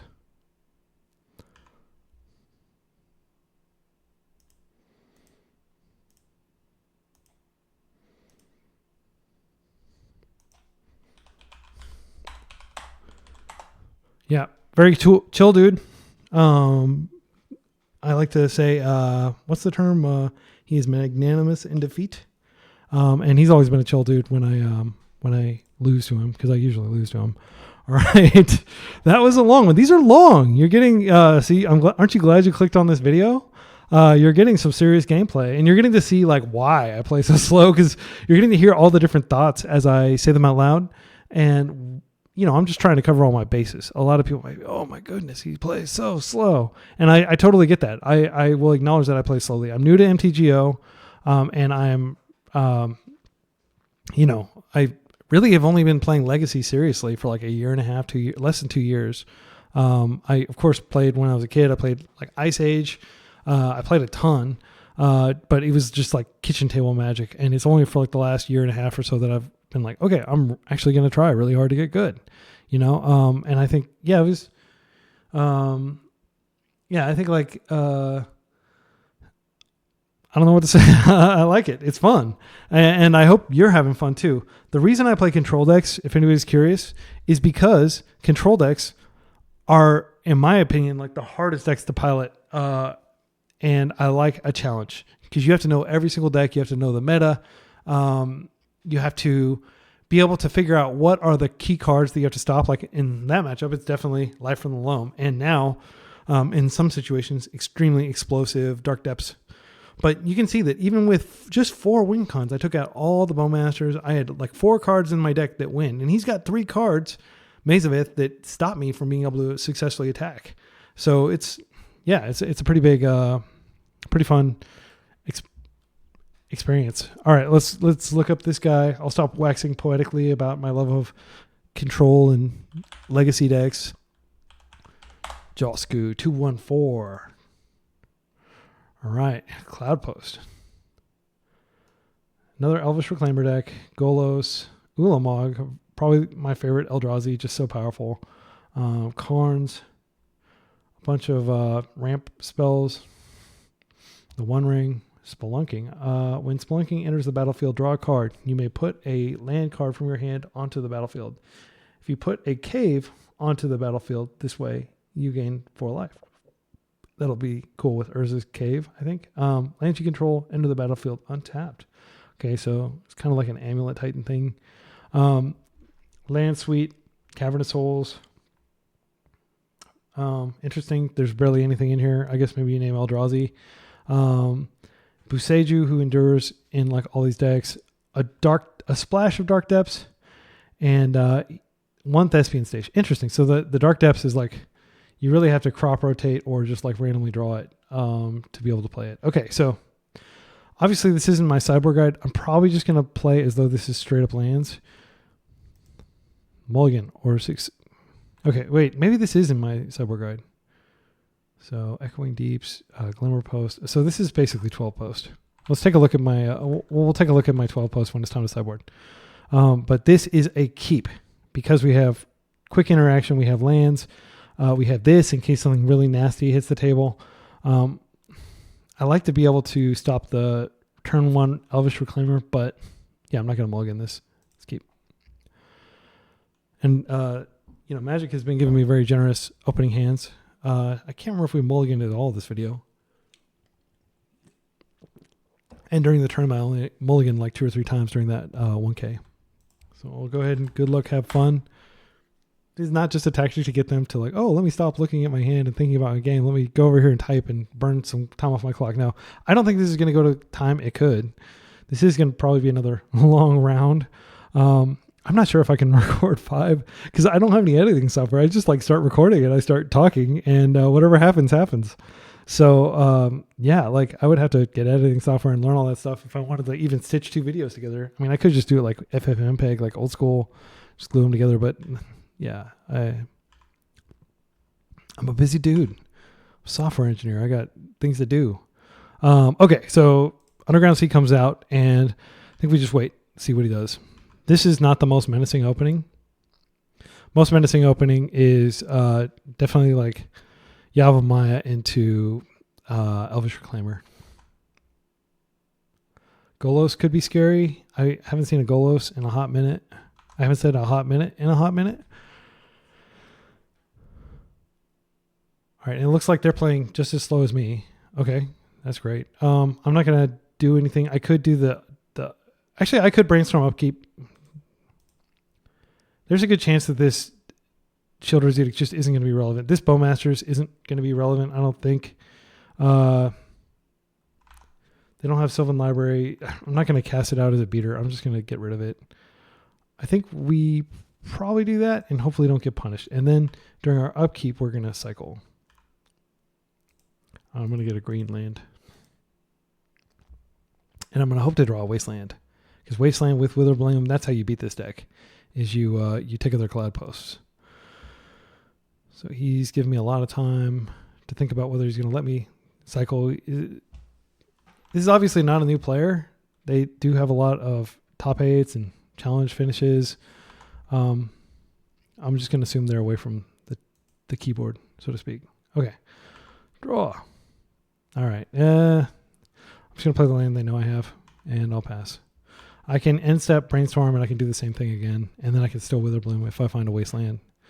Wasteland, Witherbloom, Wasteland. Actually, I can't because of one of the mana. But I still think it's better than keeping, cards like Orcish Bowmasters in hand. Okay, so this goes and gets something. I think we just force this. You could definitely hold this for a better Force of Will target, but yeah, I'm just going to hit it. He doesn't have his Cavern of Souls active or anything. I mean, this could go get Karakas, and then he could just do this every turn. Yeah, so I think I'm just going to go ahead and Brainstorm now. Again, this might be greedy, but time is of the essence. And look, we got a bunch of chaff. We do not want these cards. All right, so I can put these back, and I'm going to go ahead and hope to draw up the Beanstalk. Here's all Island Cycle, and this time I'll just get a Underground Sea, I guess. All right. Bowmaster's not what we want to see. I can't Witherbloom, just a drain. That's not good. I think I play this out, and nothing else. I probably will Bowmasters end a turn. Or alternatively, I could just go get the Hedge Maze and try to set up a better turn 2. I think it's better as a Brainstorm target, but we have used 2 of our 4 Brainstorms. Yeah, we'll see. Is there anything in his deck that draws cards? I don't think there is. He's not even playing like those cycle lands. Karn the Great Creator. Okay, so we can pressure Karn. That'll be what we keep this for. Let's see what he gets. Is he going to minus? Okay, that's great. So we can kill Karn. Let's see what he goes and gets. So Bowmasters, even against decks that you would think Bowmasters is terrible, it's not necessarily terrible. Okay. Does he have some way of casting Mycosynth Lattice this turn? What is this? Oh, he does. Okay, well, luckily, I can do this before the Lattice locks me out. But it's still going to be on the table in case he ever casts another thing.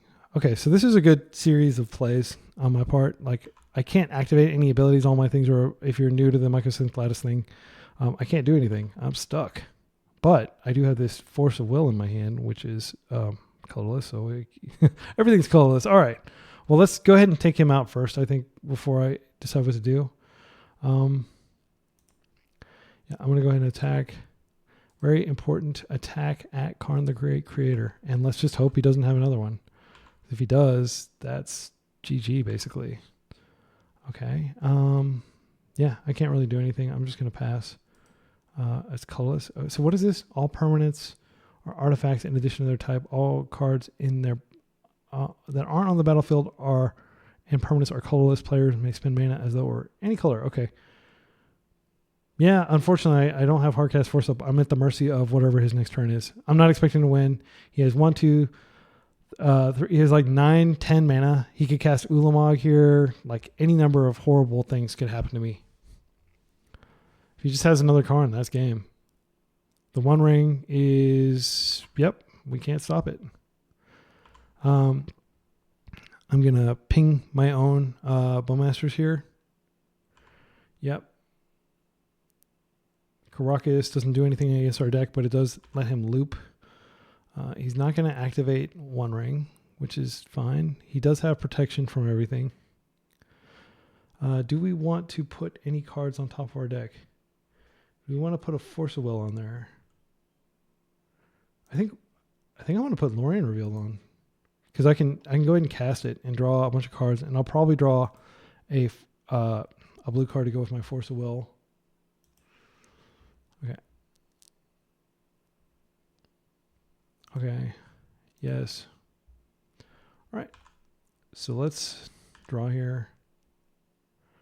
Lorien Revealed. So I'm gonna.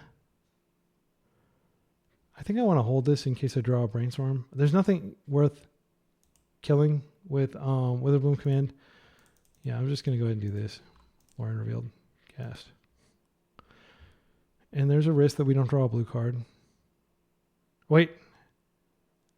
Even if it's a blue card, it's still colorless. So we're not going to be able to force anything anyway.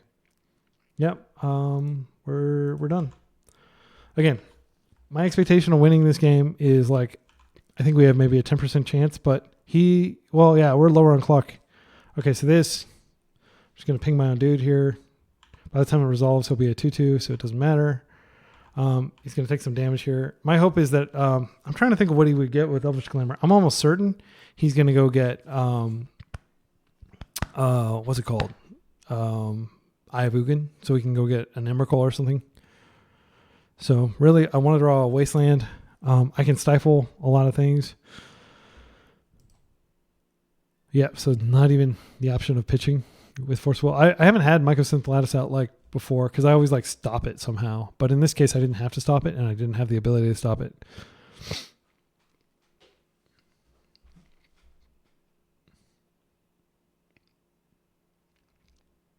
A lot of mana entering the mana pool. Another ring. What is he doing? Ooh. It's the Big Daddy. Yeah, I don't think we're going to win this. There are ways that I can survive this. Let's see what he goes for in terms of permanence.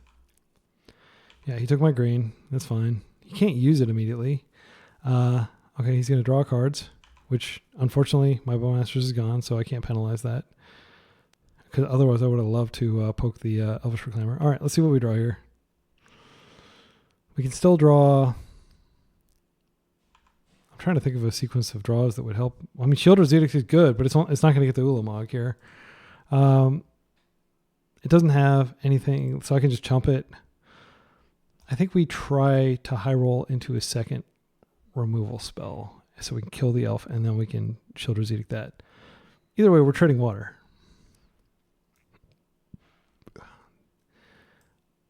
Bowmasters does hit the elf, and then we could Shieldred's Edict. I'm actually here for that, because there's a decent chance that he gets greedy and he tries to do it. And let's see. I can even hit it for 4 if he can put a land in the graveyard. So I think what I'm going to do is I'm going to go, Daze is terrible. Murktide is not the worst, but yeah, we're going to do that. Now we're going to play that out, and we're just going to pass. And if he gets greedy, I might be able to like tempo him out with this much larger Orc token. We'll see what happens. Again, this is like very much a shot in the dark. I don't think it's going to work. But he may, like sometimes people get complacent. They're like, all right, well, I'll just draw a bunch of cards. And then I'll like, boom, boom. Take out your Ulamog. Now, this is legendary and he can bounce it. So he might just bounce it right here. He doesn't bounce it. Oh, yeah, that's fine.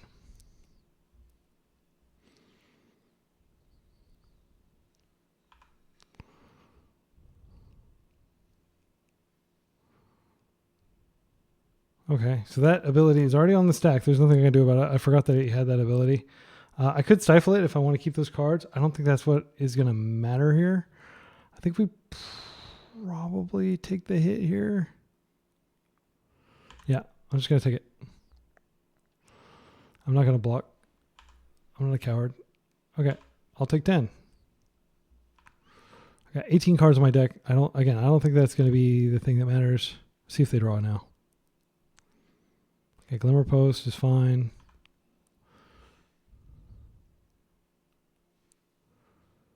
I mean,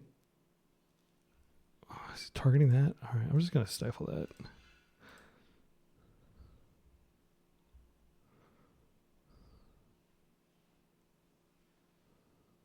This effectively ends the game. Yeah, I'm going to concede. Because let's say I do play out the Bowmasters. I'm not going to be able to get an attack through, I don't think. So let's say I play out the Bowmasters. Yeah, like the game's over. Okay. So I think this might be one of the decks that I don't have. Let's see, 12 post. Is this in here? Breakfast, oops, combo. I may have taken it out just because I faced it 0 times. This is actually, I think, the first time I've ever faced it on MTGO. I take out a Daze and I put in a Force of Negation. That's it. A very quick sideboard substitution. And I actually do think it's good to bring in a Swamp just because they're probably playing Choke. Well, let's take a look and see if he has Choke in his sideboard. Where is... Oh, here. Yeah. Does he have Choke in his sideboard? No. Okay. Well, if that's the case, no need to respect it. No need to bring in... I don't think he has anything to kill lands.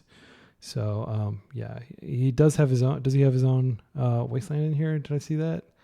How did he get rid of my... Oh, I think he killed it with... Yeah, with Ulamog. If they're resolving Ulamog, sorry, but the game's already over. Yeah, I think I just bring this in and we call it a day. Oh, I need to take out a Daze. I mean, I wish there was something better, but like Pernicious Deed, everything in his deck. Did we see anything that was like less, like, okay, Pernicious Deed, pay 4 mana to kill a Reclaimer? That's basically it. There aren't really any other permanents. Pithing Needle.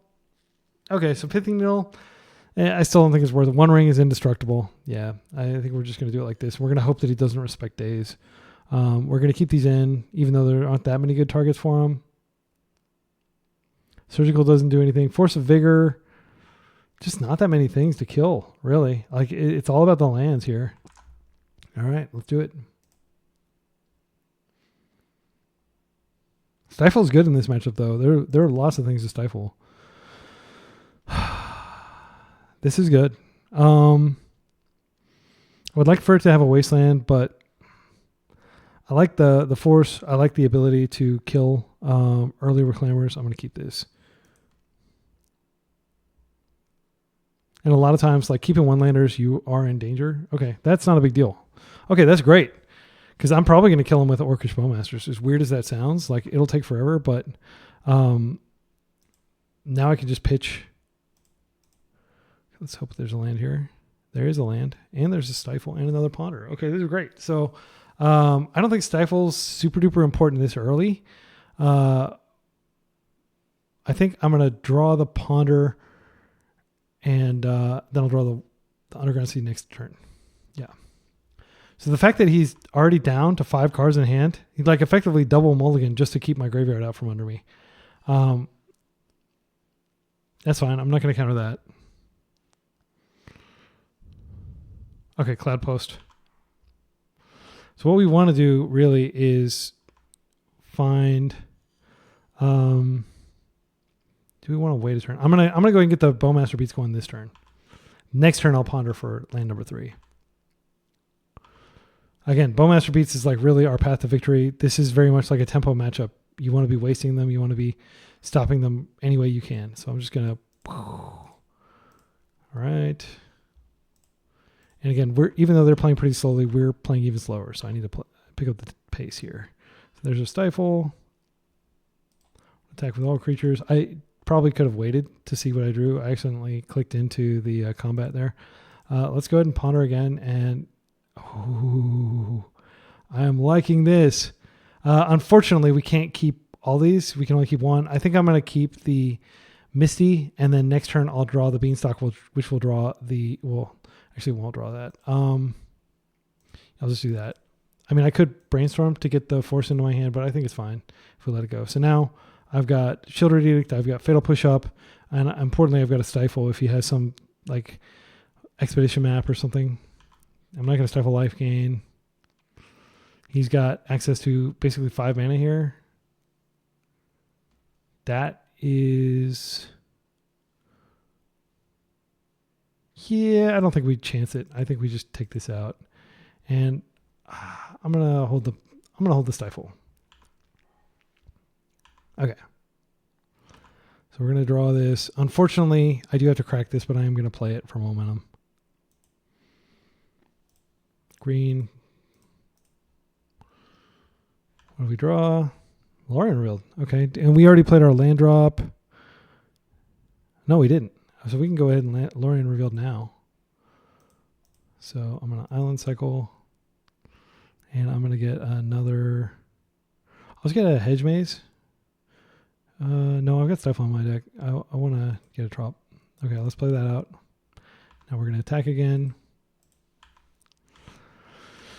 All right, so we don't have like the best plan, but we can potentially stop like Golos there. What I could have done is stifled and then Shieldred's Edict to get rid of it.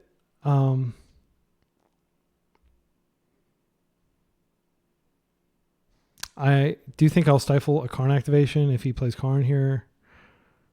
If he plays the ring, yeah, that's perfect. This is precisely the kind of thing I want to stifle.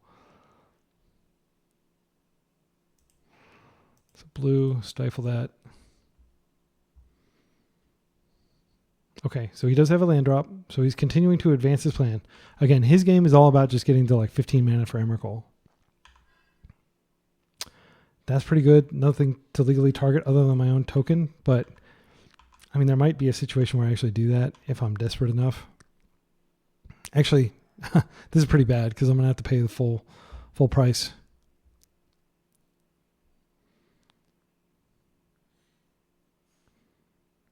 Karn the Great Creator.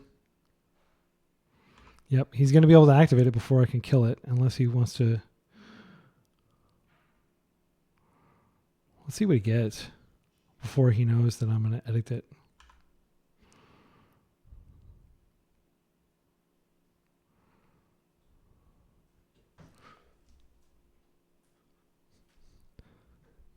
All right, and he gets Ensnaring Bridge, which is pretty bad, but actually it's not that bad here.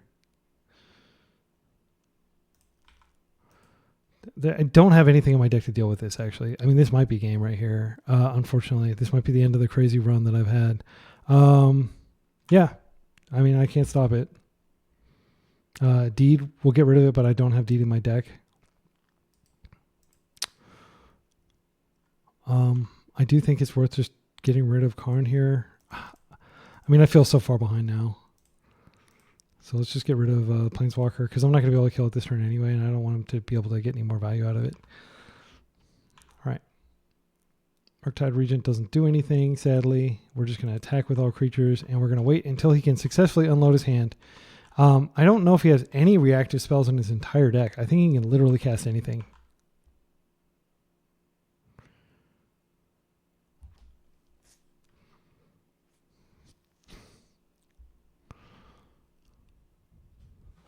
Yeah, this is just one of those matchups that, like, unfortunately, control decks are really cold to 12 posts for the most part.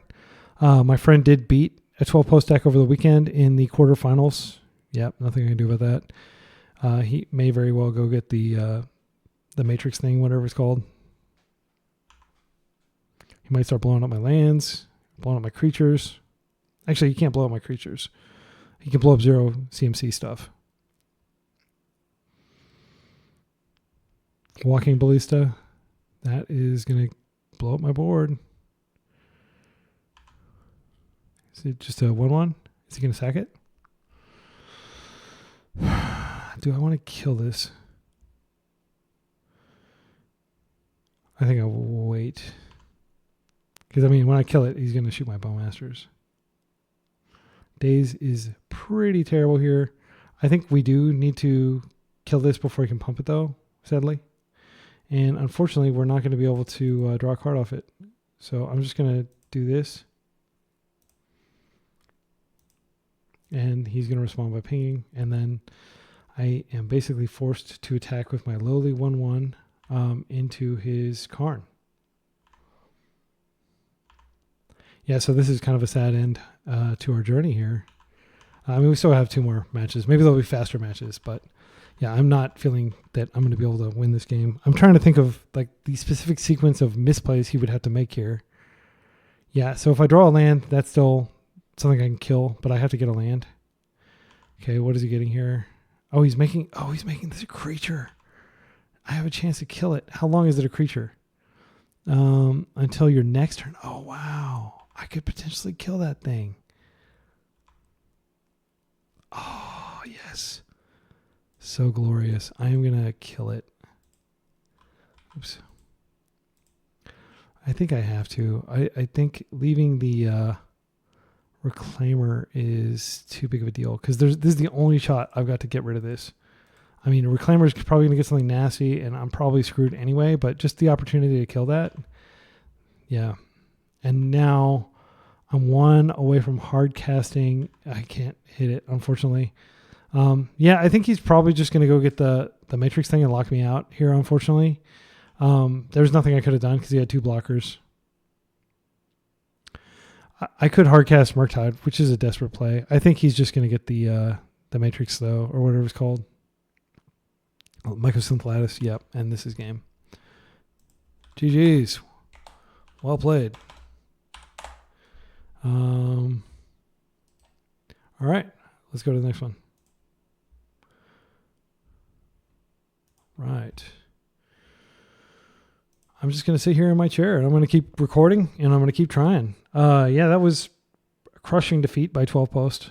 Again, I have faced it one time now. I think I've faced it in paper a few times, but I've never faced it on MTGO across, I don't know, I've probably done like 20, 25 leagues over the past 2 months or something like that. And this is the first time I faced it. So I just don't think it's, Damping Sphere is really good against it. If you can find it and play it, Damping Sphere will make them play fair, 1 mana per land. And that's a good sideboard card in general, but it's not good enough, in my opinion, for this deck. This deck already has plenty of anti-combo hate, and that's primarily an anti-combo hate card that incidentally hits those types of decks, mana ramp decks, of which really 12 posts is, I think, the only mana ramp deck in Legacy right now.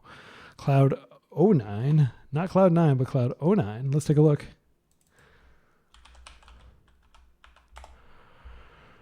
All right. Lands. Oh, please tell me this isn't a lands deck. My goodness. There were so many lands decks at the tournament. Thankfully, I only had to face one lands deck. It was a depths deck, but they're so similar. Yeah, he's probably on lands. Again, I say he. I have no idea the gender. It's just like a habit, and I don't want you to think I'm a regressive curmudgeon or what's the troglodyte or something like that that doesn't understand that stuff. Okay, so let's see. Ghost Quarter. Yeah, so if they're on land, if they're on Patchwork Stomping, these are very different. Very different decks. But this is from a long time ago, so I'm going to assume they're probably on lands. This is a pretty good anti-lands hand. We've got Daze. I think I'm going to open Strand and I'm going to cycle, and I'll have Daze up in case they try to do some early plays. And then I've got protection against the combo, the Dark Depths. Yeah, so I'm going to keep this, and I'll just say, good luck. Have fun.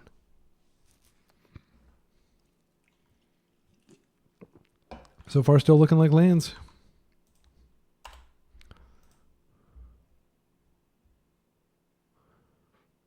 Nothing I can do about that. It's not that big of a deal. Witherbloom does get rid of it. That is potentially a big deal, though. All right, 4 cards left. I think we stick to our plan of... I mean, if we drove a Wasteland, that would be really good, but it doesn't look like that's in the cards. So the options we have... This Sanctuary sucks. This Daze is going to suck. I think we could put it back with Brainstorm, and then we could Lorien Cycle. We're going to need to get 2 removal spells pretty quick, though. So I'm just going to play this out, and I'm going to plan to either Brainstorm or Lorien Cycle. I think Daze is off the table. It's just going to cost us too much tempo if we Daze at this point.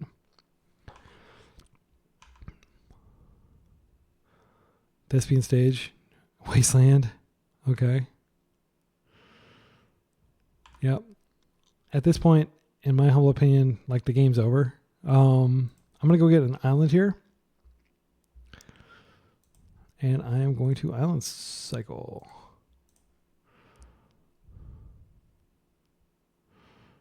think we probably want to get Underground Sea as much as I'd like to get the other one, the Trop. All right, so they can waste us and also do their stuff. Maybe we brainstorm and we find a fetch. We do. Okay, so cards that are good here. This is definitely bad. This is definitely bad. Let's play the fetch. And then what I can do is I can potentially fetch an Underground Sea and kill one of their creatures. And then we got Underground Sea into Murktide next turn, which is a pretty damn good blocker. So yeah, I do think it's not over yet. I'm not going to give up hope.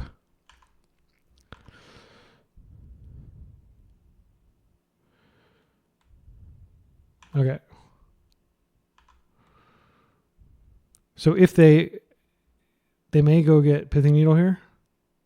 They're going to respond to that and create the other one. That's fine. That comes into play, and I'm just going to go ahead and respond to this, and I'm going to go get, especially because they tap the Wasteland. That's great. Grab that. Okay, and then they can search.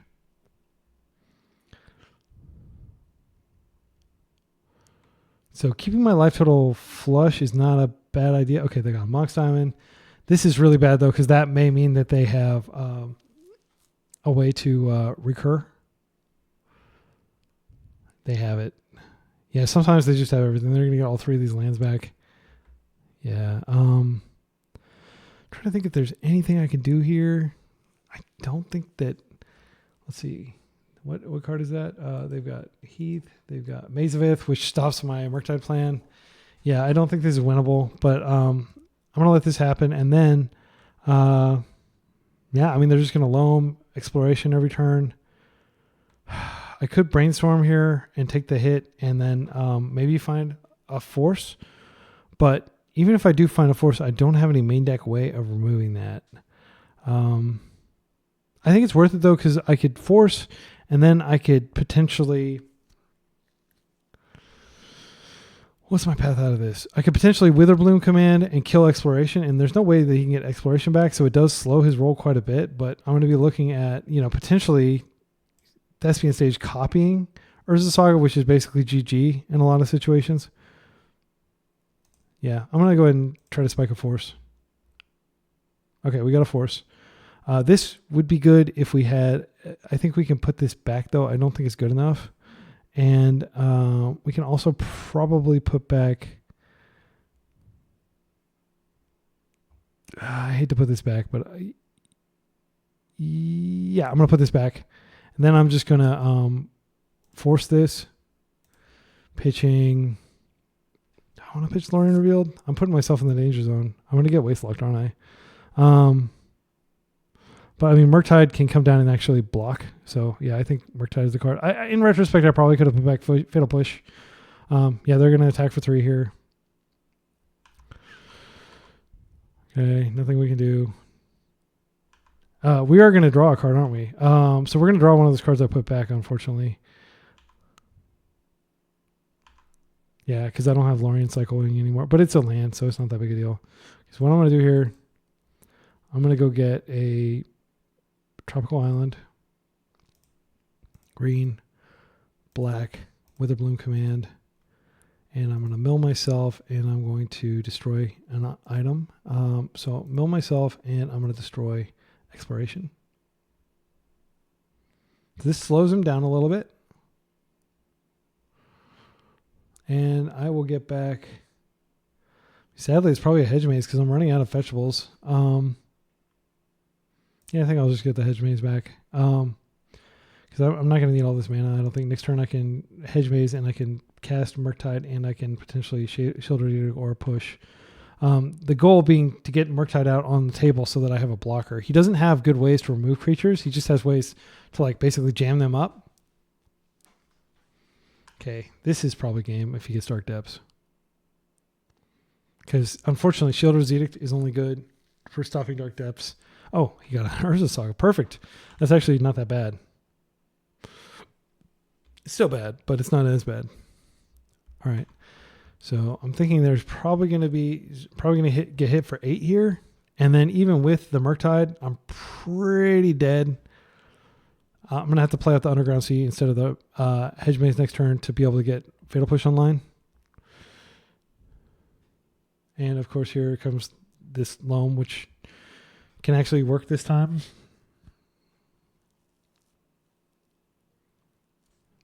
Okay, that doesn't actually change anything for me. But, I mean, the fact that there are 2 sagas. I think I'm just going to concede this game. I don't think I'm going to win it, and I want to save clock. I could have just had them run their clock out, but they've got a ton of time. Okay, so let's do this.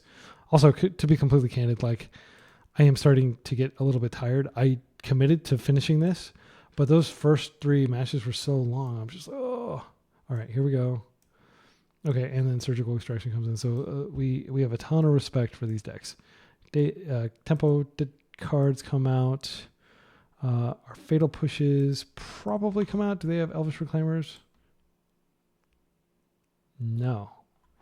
We're going to assume that we didn't see one and there's not any in the list, so they probably don't have them. So these Fatal Pushes are probably something we can cut. And then I mean, we can definitely cut these. Maybe all 4. Is there anything else that we cut in this situation? I'm trying to think without having to reference the sideboard. Spell Pierce gets cut. Okay, so I think we could leave 1 of these in, just in case they have like. Do they have Sylvan Library? Oh, they have 2 Sylvan Libraries. We want to leave these in because it's a win con and it's a lock piece kind of. So instead of cutting the Sylvan Library, we could cut a Stifle. Stifle does a lot. I still think it's not that great. It's an okay card. So I think this is how we go. Submit. All right. I'm going to play first. This is great. This is a really strong hand. I'm going to keep this. Oh, I did put the swamp in, right? Please tell me I put the swamp in. Actually, we can do this. We can view sideboard. Oh, I should have cut one of my lands. So I've got an extra land. It's not the end of the world, though. So we'll keep this. And I think we just start by going. I'm going to just get the island right now. There's definitely a temptation to hold it, but I mean, this effectively stops them from doing like the, crazy lines where they're like, Mox Diamond, loam it back. Like if they're planning to do an early loam, this can slow them down, and here we go. So we're going to get a couple cards out of the graveyard. Yep.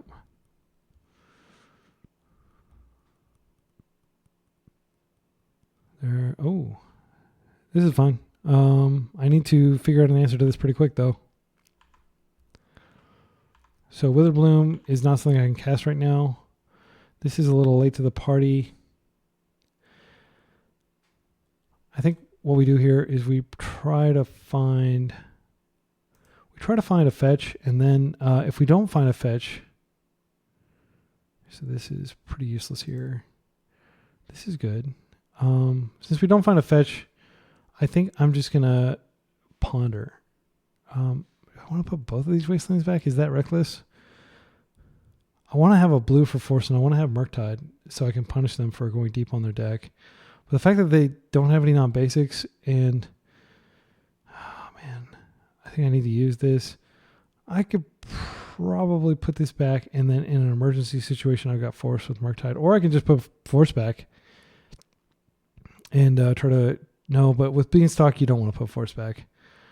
It's so tough. I think I put Children's Edict back. That's so dangerous, though. I have to work so hard to find this card. I'm going to put back the Wasteland. Okay, and now we're just going to try to ponder these bad cards away, unless we find. Yeah, that's a ponder from me, bro. Okay, and we've got a good card.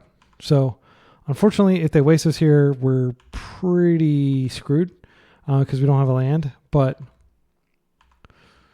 they have one land a turn they can cast. Would I pitch Dress Down to counter this? Oh, we went to 11. I think we do try to turbo them out. Okay, this is great. So if they don't have anything else, we're in a good shape. Oh, another one. Yeah, that's totally fine. Please play into my freaking Pernicious Deed. Don't have it.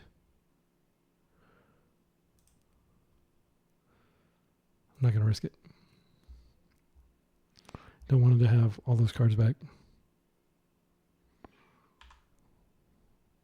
The way you can look at this is essentially 1 for 3, kind of, because he would have gotten 3 cards out of it, but I didn't address the underlying problem. It's still there. Please don't be something catastrophic. I really wish I could pitch Shielders Eating now. I think we do have to go after this.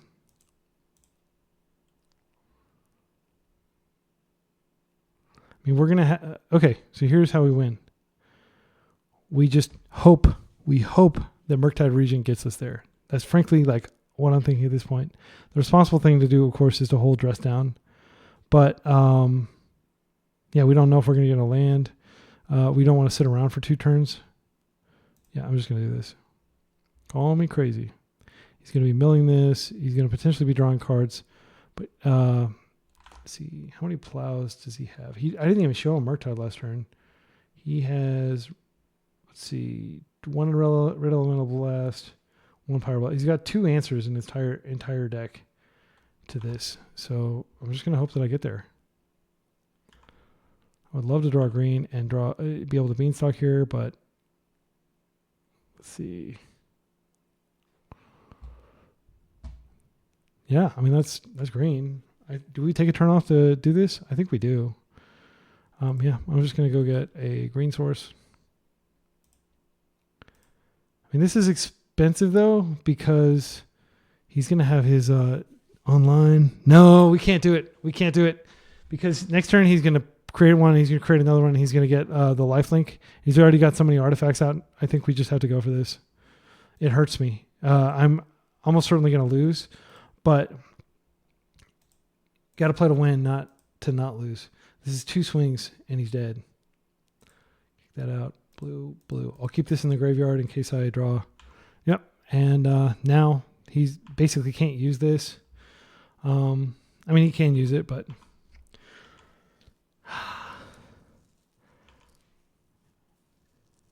if he has to do a bunch of stuff to interact with this, I mean, if he finds a plow, that's just game, unfortunately. I don't think he's playing plow, though. If he finds the Hydroblast, if he finds Mazaveth, he's got 2 Mazaveths. He flipped a Ghost Quarter and a Tabernacle. He decided to keep a card, which is bad news for me, because he wouldn't do that unless he was, like, without a solution. He may think that, I'll just Merit Lage him. That would be great for me if he decides to Merit Lage instead of creating a token.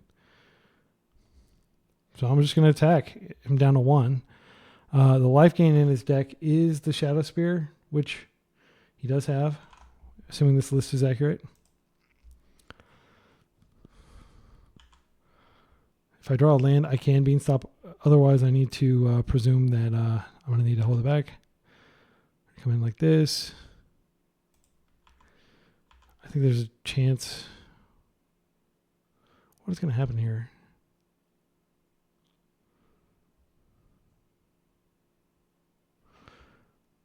So he may be getting Maze. If I can force this, that's great. I think I'm going to go ahead and try to stop it. Unfortunately, I can't.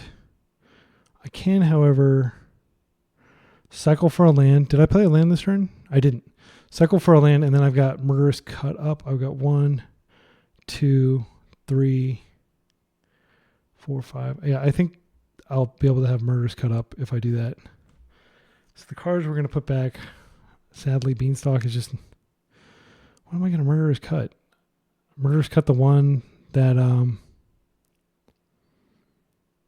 Yeah, I can't do all this. So I'm going to put this back, and then I do want to draw Murderous Cut, but I'm probably not going to be able to use it. Let's see what he gets. If he gets freaking Mazavith, which is the responsible thing to do, then that's just game. If he goes and gets Merit Lage, because he thinks he's going to kill me, he is in for a rude awakening, dude.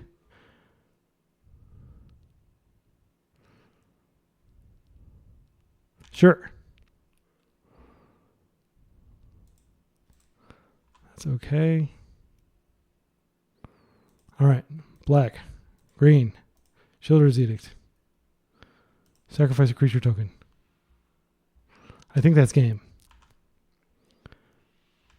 he can still do a lot of stuff to keep himself alive, but he's at 1 life. He basically has to make this. I don't think there's the way out for him. Maze of Ith is the sole way out. That was so greedy, because if he just made the construct and then waited a turn, he could have had the construct to protect him from that out that I happen to have. Yeah, let's see what he gets. So he's not going to make a construct. He's going to crop rot. Okay. He's probably just going to get the Maze of Ith here. But I've got lots of cards that I can draw to potentially draw into a wasteland. All I need is 1 turn where I can get a wasteland through. Yep. He's doing the defensive play. This is good for me.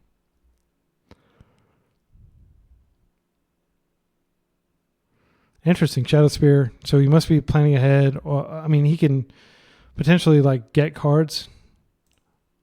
Do I have to do this every single time? Magic interface? I have to set it aside every single time. I just want it always there. Okay. So he's going to go probably get another Urza's Saga. Or probably play that out. And then he's getting Thespian Stage, Dark Depths, Urza's Saga. So he's going to try to combo again. Which, luckily, I can just go get the Shielders Edict again if I need to. But it's going to be too slow. So what I need to do here... I think what I do...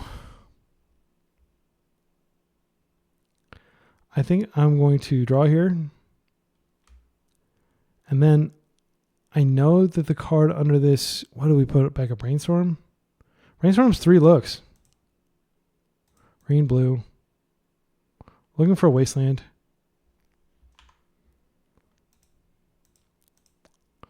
We didn't get it. So what I think I do here is, sadly, definitely putting that back. And I don't think the second Beanstalk is good enough here. It could be. I'm trying to think of what would happen, like what he can do here, because he's going to create a construct token. He's going to have the Shadow Spear up, but he can't immediately attack with it. He's 2 turns away from attacking, so I need to find the wasteland next turn. I don't think Beanstalk is the path forward. I like Murderous Cut because it can potentially prevent the life loss, and it can also cantrip. So I think I put these 2 back. Play this out. I will attack. It doesn't matter in case he like somehow screws up. You have to assume that they're going to be competent, but I don't want him to use that for mana somehow if he's got like a crop rotation or something. All right. So I think what I do here is when the chance presents itself, I'm going to go get a Mystic Sanctuary, because I didn't take that out. That was the card I was supposed to take out, is Mystic Sanctuary. And then what I can do is I can put Brainstorm up for 3 more looks at a wasteland. Okay. He's got Thespian Stage, so he can copy Maze of Ith, but he can't copy it and use it in the same turn cycle.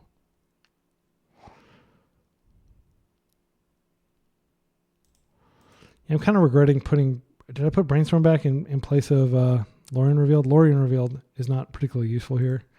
So we're going to go and we're going to get a Brainstorm on top. And this is basically our last chance. There are lots of cards, like Pernicious Deed would be good for just like clearing the board, for example.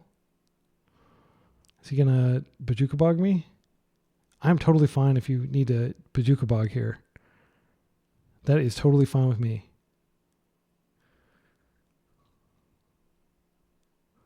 Okay.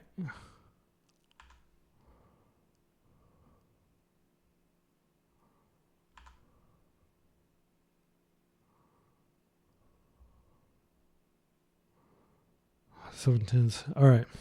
We're going to go for it.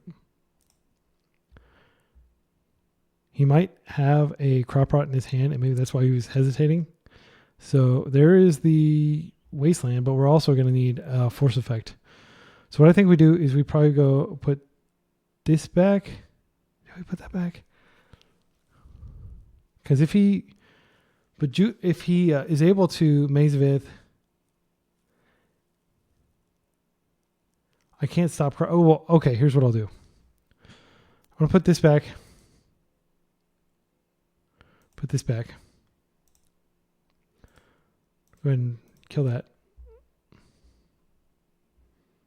If he doesn't resign, then I will know that I'm going to have to brainstorm and try to find something here. Okay, he did. All right. That was very intense. Again, I apologize that I'm not editing this. I'm going to step away for just a moment to get some water. I'll be right back.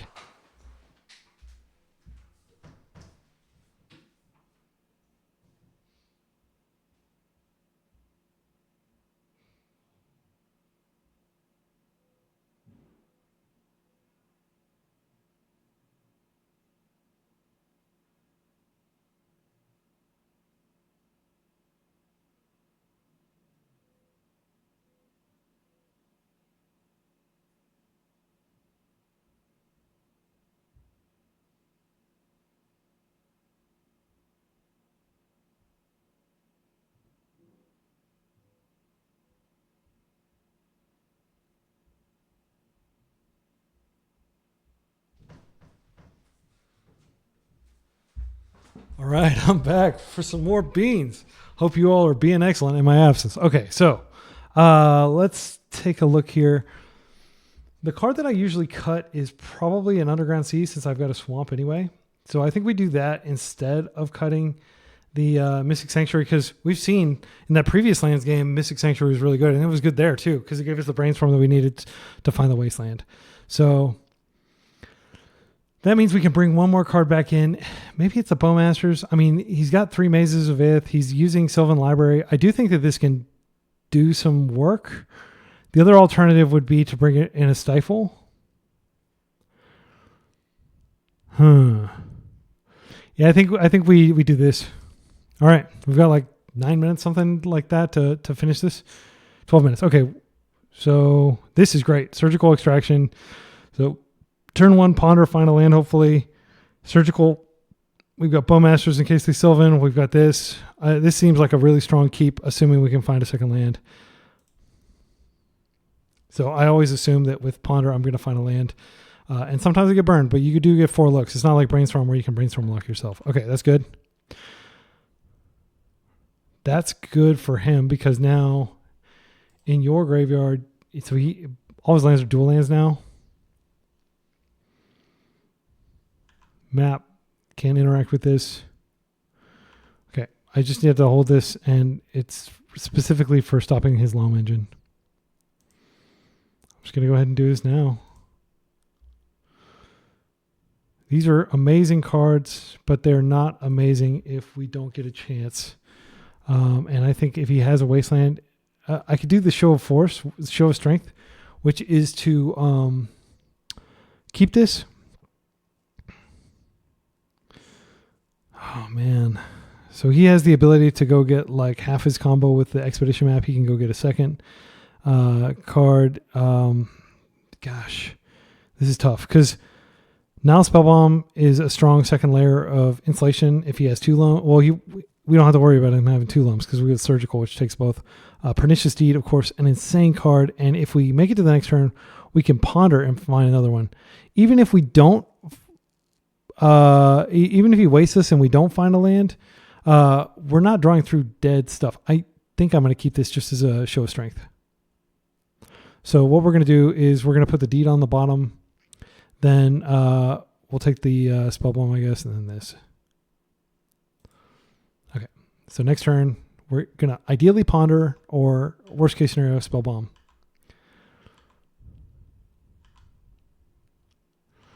But we're in a precarious situation. I mean, just by virtue of him being on the play, right?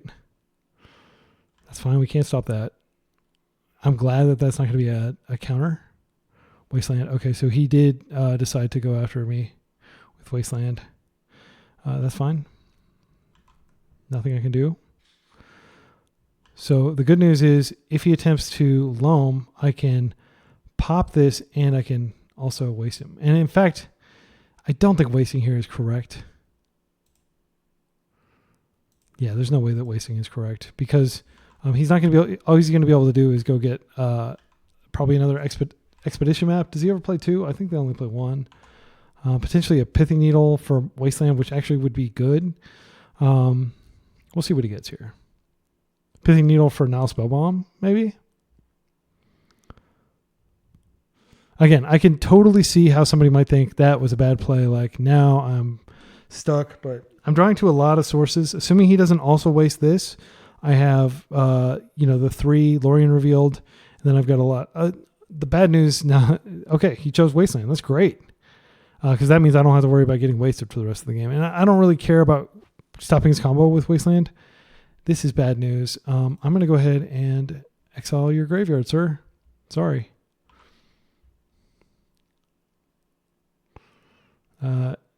No, I can't pay for that. I don't want him to be able to Saga again. I guess he did technically play the Savannah this turn, so I could have waited a turn. Yeah, that was kind of loose, I guess.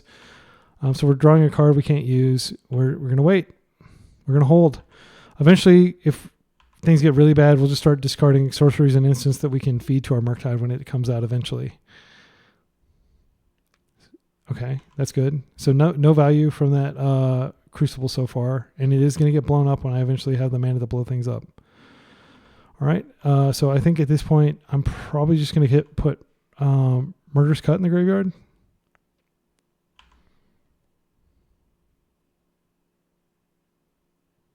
Doing something in step. What is this? It's fine. Is he going to target me? That is fine.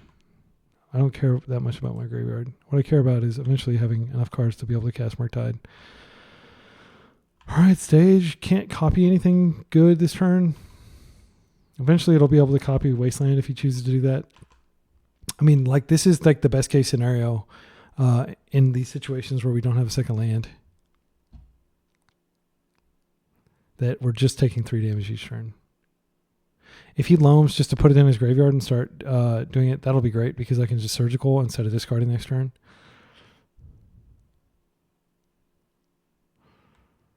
Okay. All right, so you're not going to do that. That's fine with me. Do I get a land? Probably not, but we can hope. Hope springs eternal. We got a land. All right. I'm going to go get my basic island, and then I'm going to ponder and try to line up another land. I mean, there's no reason actually for me to get a basic island because he's... yeah, we don't want these. We want land.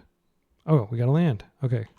So unfortunately, it's not going to help really cast our spells. Yeah, I should have got an Underground Sea there. That was bad because now I'm even farther away from casting Pernicious Deed. Again, not the end of the world. We'll see what he does here. He's in like ultra slow mode. He's copying my Wasteland. That doesn't matter to me unless he decides to somehow get rid of Pithing Needle. I don't know why he bothered with that. I would just have copied a basic. But again, I'm not a lands player. I could be misinterpreting the optimal play there. There could be some good reason for that move. Okay, so coming in for 3. Nothing I can do here.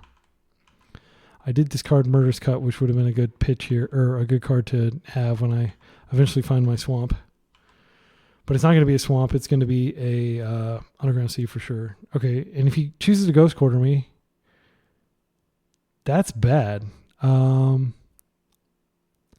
that was his land for turn. So I can surgical this next turn to prevent just getting completely blown out. I am going to use the ability. I'm going to get my swamp here. And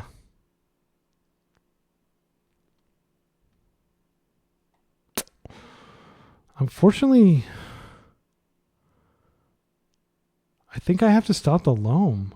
So what I could do, of course, is just go after the Ghost Quarter, and then he's got Dirtily loam. Actually, you know what? If I stop the Ghost Quarter, then I'll have lands. If I don't stop the Ghost Quarter, eventually he's just going to play it out with Crucible of Worlds. Yeah, sadly I think that this is the right call here. Is just a surgical paying 2 life, bringing myself closer to death. I don't imagine there's another one. I'm going to take a quick snip of his deck. And I'm going to be sure to exile that. Okay, so very quick. Tabernacle is there. He's got a lot of wastelands that can't be activated. He's got 3 more loams. He's got 2 chokes. Does he still have... He may have taken the combo out. Is Dark Depths in his deck? I don't see Dark Depths in his deck. Okay, so he's playing the Urza Saga me, which is great because I don't have to plan... Oh, wait, no, there is Dark Depths. Okay. Yeah, I think we just... we're going to take that and we'll think later because we do have to worry about time. Okay. So he gets nothing here. I'm going to go ahead and play this out. But now, as long as this stays in play, at least I can, continue to drop lands.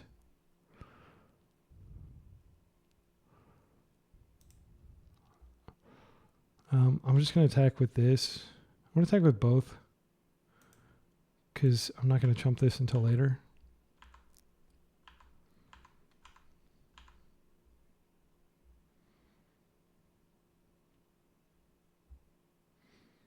So the fact that I got Island is like doubly consequential. Oh, he's got that. Yeah, I think this game's over. Sadly. I would have to get specifically that card. And even if I do, he can just recycle through that. Shieldred's Edict. Yeah, I'm just going to concede. I mean, there's some argument to like making him do it. And maybe he forgets. I'll just pass. I'm not going to... Maybe he gets fancy. Who knows? If he makes it, I'm just going to scoop.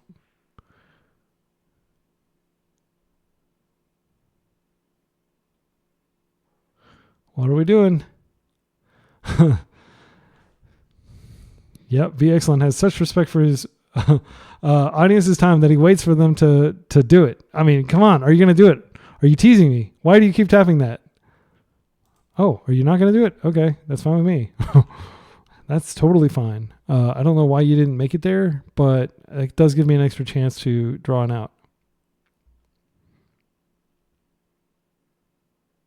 Yeah, that's fine. Yep. Okay, interesting. Well, I'm on borrowed time. I'm just going to take it. I'm not going to chump. I should have... I mean, if I had attacked, I just figured, well, yeah, it's not going to matter either way.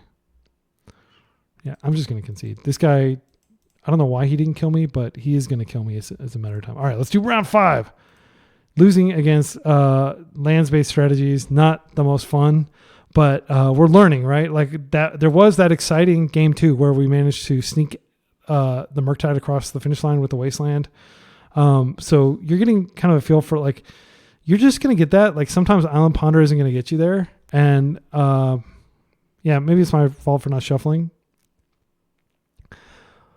Yeah, I mean, him having the Ghost Quarter plus the Crucible of Worlds plus the Loam, it's tough times. Okay, so Stan is, I have played against. I'm trying to remember what he's on. Let's take a look here. See if we can salvage the positive record now. Stan is, all right. Huh? Did I spell his name? Stanisz. Yep, this person doesn't have any finishes that I can find here, so this is a perfectly serviceable hand. If he's on combo, I'm going to regret, but you can't throw back a double Beanstalk hand. I mean, if he's on aggro or if he's on anything, this is good. So we're on the draw. Don't doomsday me. Okay, that's a friendly land. That means they're probably playing a fair strategy. I mean, it could be anything, but I'm just going to play this out and see what happens here. They're going to give me more information. Maybe I want to get my basic island. Maybe I want to hold it up and make them use Stifle mana. We'll see. Okay, so this is great. This is not great. This may mean that they're on Rescaminator. Ponder. Okay. The good news is it's hard to do, but we can potentially beat a resolved Atraxa. The ETB trigger, sometimes we're able to stifle it. Yeah, okay, so no action here. I think... Do I want to force action with a Beanstalk? I've got 2 of them. I don't want to ponder because that's likely just going to... Yeah, I think we go ahead and do this. I'm just going to go get my Underground Sea. I don't fetch basics in these matchups. Like, they're going to waste you, they're going to waste you. You don't want to waste yourself by, like, getting your basics and not having good colors. So there's a good chance that there's going to be an Orcish Bowmasters. Hopefully this baits out the Orcish Bowmasters. They jump the Bowmasters in, they ping me, and then I can just kill the Bowmasters, and then I can kill the token with one of these later. That's like the best case scenario. The worst case scenario is probably that they like daze, and then they use black mana to, exhume or entomb, and then they're able to animate dead or reanimate the next turn. They're thinking very hard about this, though, which I don't know why they are. Maybe they have a force in hand and Bowmasters are trying to decide what to do. That's fine.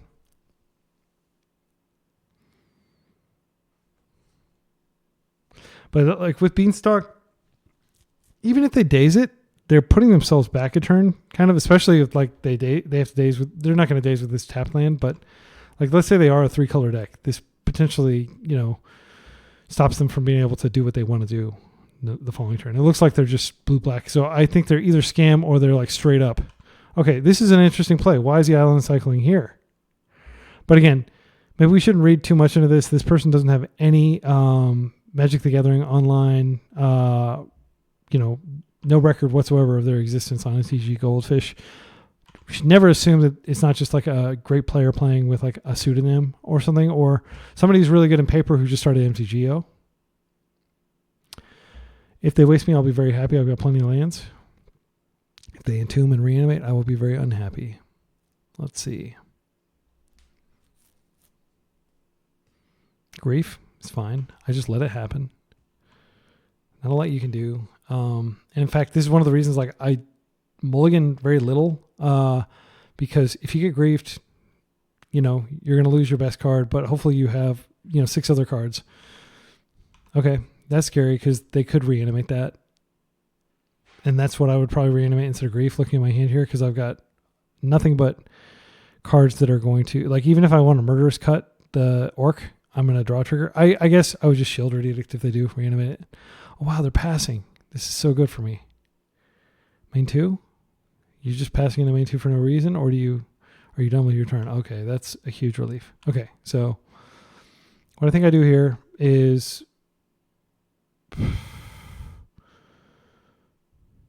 they're going to have Hardcast Grief mana up next turn. Do I want to go up the Beanstalk again? I think it's actually fine to go up the Beanstalk again because it's the same situation as last time. We got plenty of removal. I'm just going to hold this in case they decide to, like, whichever one they waste, I'll make sure I have the ability to get another of that. If I draw a Force, that's the best draw on my deck here. They're going to Bowmasters me.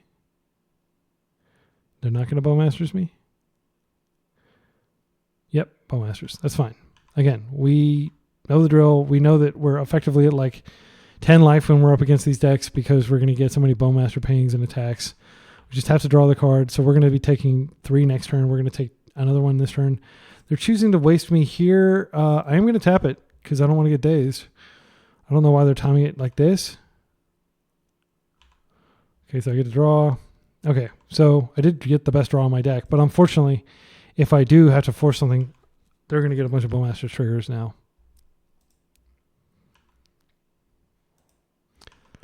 So this Ponder is most certainly going to be used to, at this point, like the only thing I would force would probably be a Reanimate on Atraxa. I wouldn't even force a Grief Reanimate.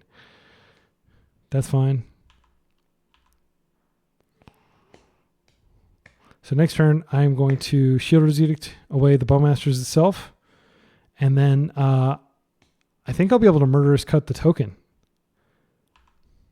And I'll be able to... No, I won't be able to do that with Daze Protection, though. But I think it's okay. Because the token will just be a 2/2. But I don't want to like let it hit me too many times. Okay. So let's go in here. Oh, perfect. Okay, so I'm just going to start off with getting rid of this.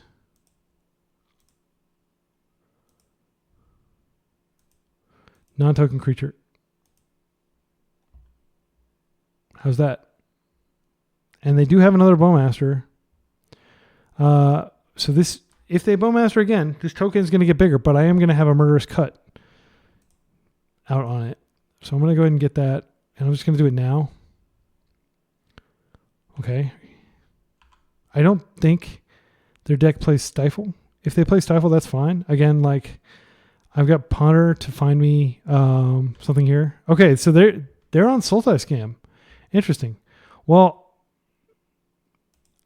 I'm favored if they're on Sultai Scam because I've got double Beanstalk in play. So I'm going to go one. I'm definitely getting rid of my Bowmasters. Just one more thing they can reanimate. And yeah, I'll probably do that. I need to get rid of the Shield Residue. Yeah, I'll do that. I'd rather have land in case I get the opportunity to. Okay, cool. And of course, we already played our land, so we just have to chill. We do have Force Up, and they don't seem to have days. Like if they had days, that would have been a really good place for it to at least keep their Orc alive. All right, is this a hard cast Grief? Urro's fine. It's not great, but I'm confident we can deal with it. I did play test this deck and I was unimpressed with it. I think Beanstalk is a lot better, but who knows? They're way ahead in life. I'm just going to hope to draw a Murktide would be good here. So, Bowmasters on their Uro reanimation is not terrible. Cutting them off green, they don't have that many green sources in their deck. They do have the ability to get another one. I don't think that's going to be reliable, but if we could cut them off green and we could stifle that, then we'd be cooking with fire. But then that would leave us without a card to pair with our Force of Will. I think at this point they have 2 cards in hand. I'm gonna search for a Wasteland. These are so good. I can't put these back. Yeah, so we're just gonna boom, boom. Nope. And then what I'm going to do here is I'm going to stifle this, and then I'll just plan to force a couple times. They've got so many cards in their graveyard. The other thing is to potentially just Bowmasters here. Oh, we have a land drop. Great. Bowmaster here, and then we can put Murderous Cut on top to deal with Uro.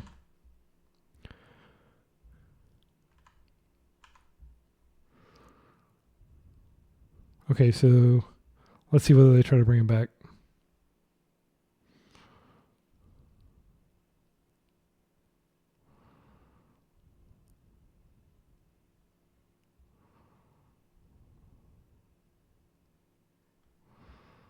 All right, they're bringing it back.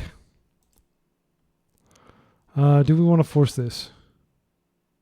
We forced it a couple times, and we just don't ever have to deal with it. He doesn't draw any cards. He can try again next turn. I think I just force it. And yeah, I think I am going to draw a bunch of cards here. And then end step, I'm probably just going to go ahead and put the Bowmasters in to pressure him. He could have his own Bowmasters, but at this point, I'm actually the beatdown.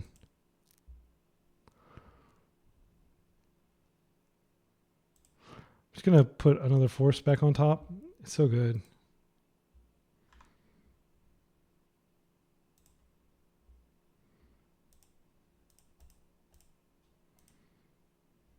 If he tries to Bowmaster me, I'll just Bowmaster him.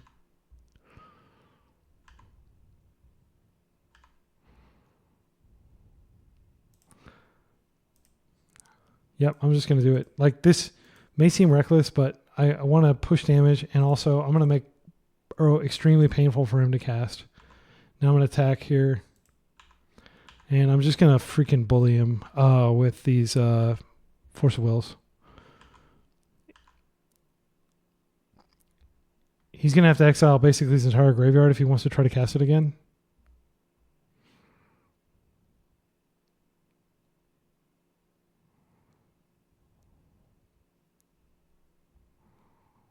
All right. We got movement. Grief. Going to force it and draw 2 cards.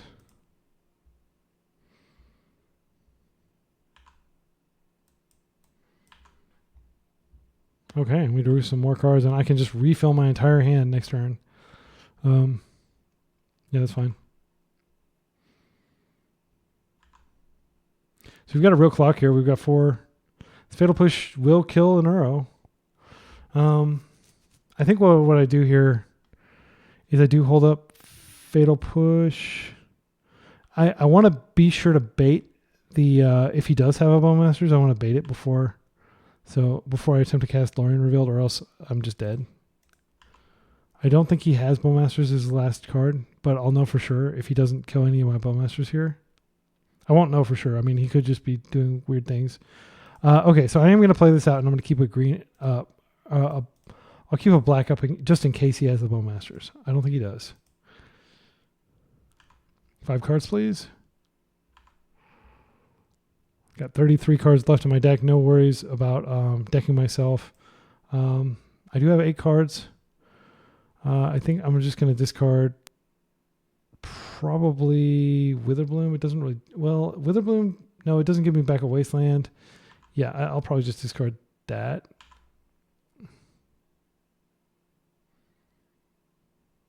Unless he plays something that I can somehow kill. He's doing something. Okay. That's great because that means... maybe I don't put Witherbloom back.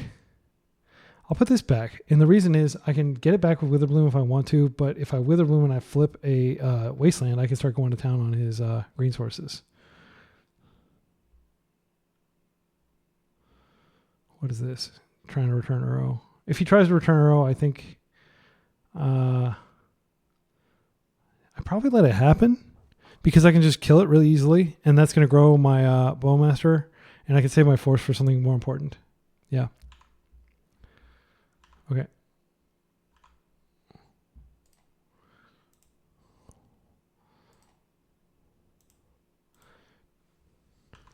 I mean, even if I waited until he attacked, so he got the draw trigger, that would be fine probably because he's going to lose a lot of life, and it's just going to grow this to ridiculous proportions. But I think I do want to go ahead and kill it next turn. If this is Bowmasters, this is anything, that's totally fine. I will let you do that.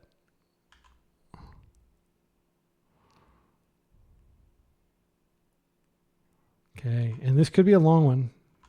This is 2 kind of control decks, so should save targets and automatically apply them. Yeah, I don't even know why he did that. I guess he just didn't have anything else. He needed to get it out of his hand. But now I've got this really strong beater. If I kill it this turn, I mean, he's dead in so many directions. I'm just going to play the way that I think makes sense, which is just to edict it. And then I'll just attack. And I don't think he's going to keep playing. But if he does keep playing, I'd rather keep clock up. Here, Murktide Regent basically closes the game. He may not realize I play Murktide, but he should. So I just want to not assume he's, let's just play that out. We'll get a card. I accidentally passed into my end stuff without doing it, but I don't think it matters. He's got to get through Force of Will, and then I've got Fatal Push. I can't imagine him coming back from this.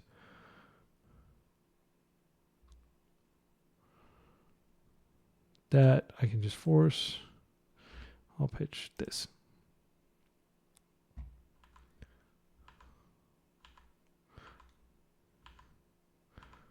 Okay, and I don't have to worry about it coming back.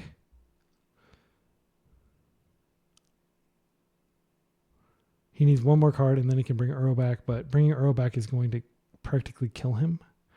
And I have Wasteland Fatal Push.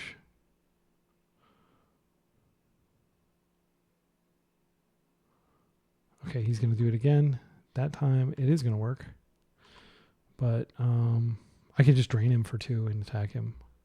He doesn't have the mana to cast Uro anymore. Or I could just drain him for 2 twice, because I have the mana to do that. He needs to gain life here. Yeah, that doesn't matter.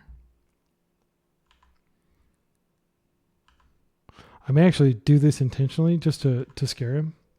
So where he's brings in his graveyard hate or something. Cast. No, I don't need to do that. I'll kill that and I'll drain that. And I'll just attack. And we have game one.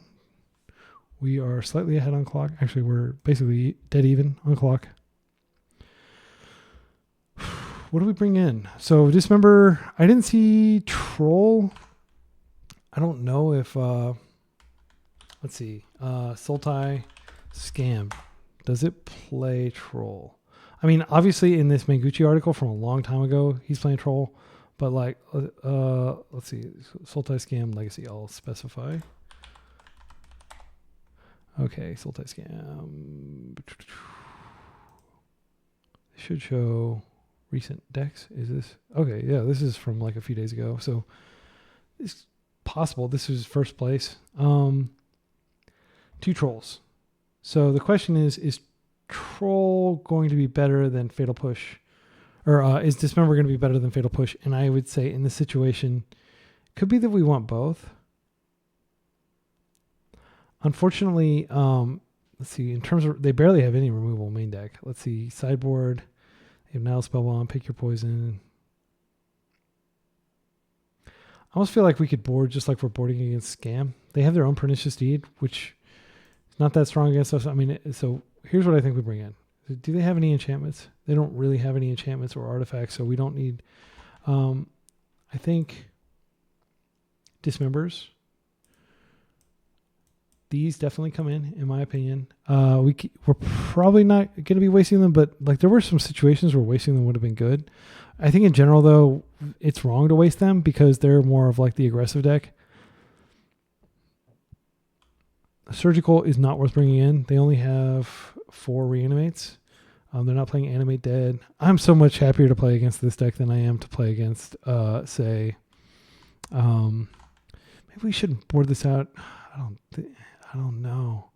Okay, so in terms of boarding things out, I'm always tempted to board out my tempo package on the draw and then maybe board it back in on the play.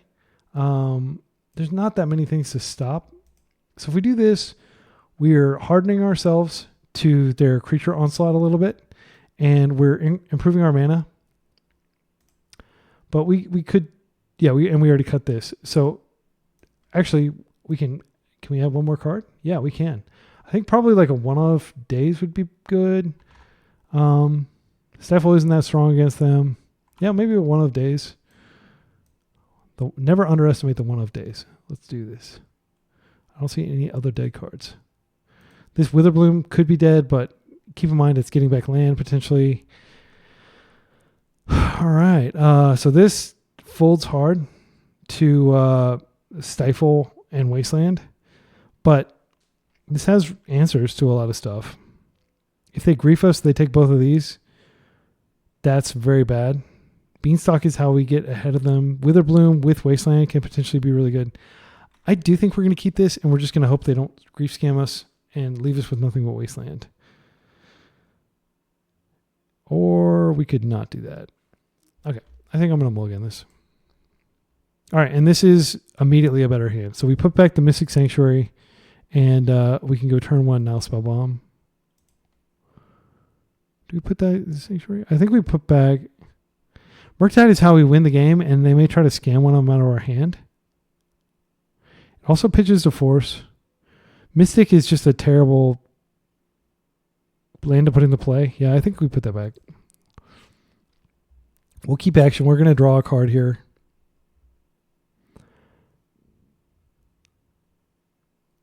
Right. So Stannis opens with like the least intimidating opening, unless he like, yeah, Douthie. So I'm glad we definitely kept the pushes in and brought in the, I didn't see Douthie over here, did I? So he may have added those more recently, but Douthie's a good card. Actually, this isn't his deck though. This is somebody else's deck. Okay. So let's go ahead and start with, while he's tapped out, I'm just going to go get my island. Call me a coward. Call me a coward. I'm probably going to top deck freaking, what's the card I'm thinking of? I'm probably going to top deck up the Beanstalk, the namesake of the deck. Oh, that's great. Sure. Yes, you can ruin your tempo and have a ETB tap land to get rid of my permanent that just is there for like 4 of your cards in your deck. They're not even playing. I mean, it's maybe that's worth it. I don't know what's in their hand.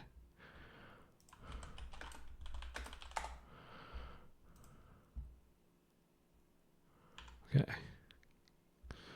All right. This is a little bit much. I'm going to put this out first because we don't have to play anyway this turn. And maybe make them think that we've got Bowmasters. That would be great if they're scared of me Bowmastering. But I will almost never proactively Bowmaster. Okay, so Troll. I'm glad we brought in the Dismembers. If he reanimates and we're able to dismember it, that's going to be a huge feather in our cap because he'll be low on life and we'll be able to start beating with Murktide. That's precisely what's happening here. We are in our happy place. Okay, so I'm going to make sure I have lots of mana here. He can't double daze. So I'm going to go ahead and do this. I'm going to go black, blue, and I'm just going to hurt myself and get rid of it. Oh, that feels so good. So good. He's burned the most powerful card in his deck. And even if he wastes here, I'm not that sweating it because I do have my basics and I'll eventually get a blue source for the Murktide. I would love for him to potentially play out a creature. I don't want him to have Uro here because I don't have an immediate answer to Uro. He is pretty far away from blue, blue, green, green, but Uro does draw him closer to it. Okay, this is fine. Douthie would be great. Any kind of threat that he plays out, I'm probably just going to push it. If I push, that will be...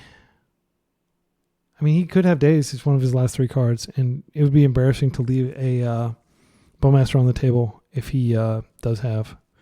So I think he's thinking about just proactively playing a Bowmaster. That's the only play that makes sense with the mana that he put in his pool. I don't think he... I mean, also, he could be playing Witherbloom. Maybe that's what he was thinking. I'm just going to hold. He may be waiting to see if I play out something so that he can Witherbloom kill like a Bowmasters and recur his Wasteland. I mean, that's a good play if he gets to do that. I'm not sure. I might actually force if he does Witherbloom, just because Witherbloom is really strong. It's a 2-for-1 potentially. But if he's just draining me and getting it back, that's fine.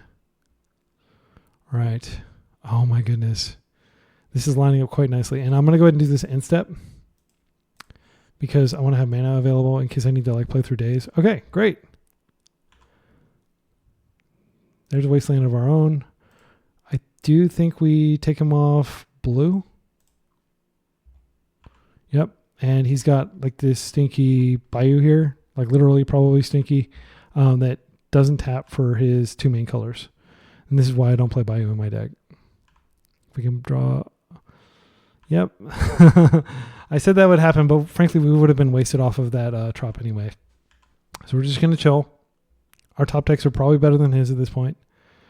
What is this?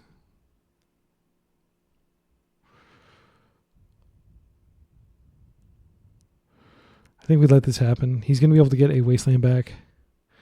He might get a blue source. He did find an Uro there, I think. Yeah. I mean, and that sucks, but what did he get back? Turns under... Oh, did he... Oh, I guess he played his drop for the land for turn already. I'm going to do this now. Pretty ideal. We can go ahead and attempt to cast our own Witherbloom. He may be able to daze it, but I do want to get land back, and I do like the idea of getting a Wasteland for his Undercity Sewer, because he's clearly trying to get more mana so he can cast Uro. I think we put one of these back, and we put... I mean, I don't want to put this back against him. Let's just put both of these back. It sucks, but that's what I think we do here. And then I'm going to go get a trop, and I'm just going to Witherbloom him back and try to get a green source. Do we want a second green source for Beanstalk? Oh, we've got 3 of our undergrounds. Well, we got the swamp. I think we get Wasteland here. Yeah. And then if he wastes us off of this, we still have Bowmasters to start hitting him, and we have even if we can't cast our Murktide, we have the ability to go up the Beanstalk. Or, yeah, we have the ability to attack him with Orcish Bowmasters. This is fine. Hopefully he doesn't have a land to play out with this. Oh, he does, because he's got that ETB tapped land. All right, well, we got ourselves a ball game here. If he's able to return that to play next turn, I'm in trouble. But if he doesn't, let's see, what does he put in? He keeps a card on top. It may be a land.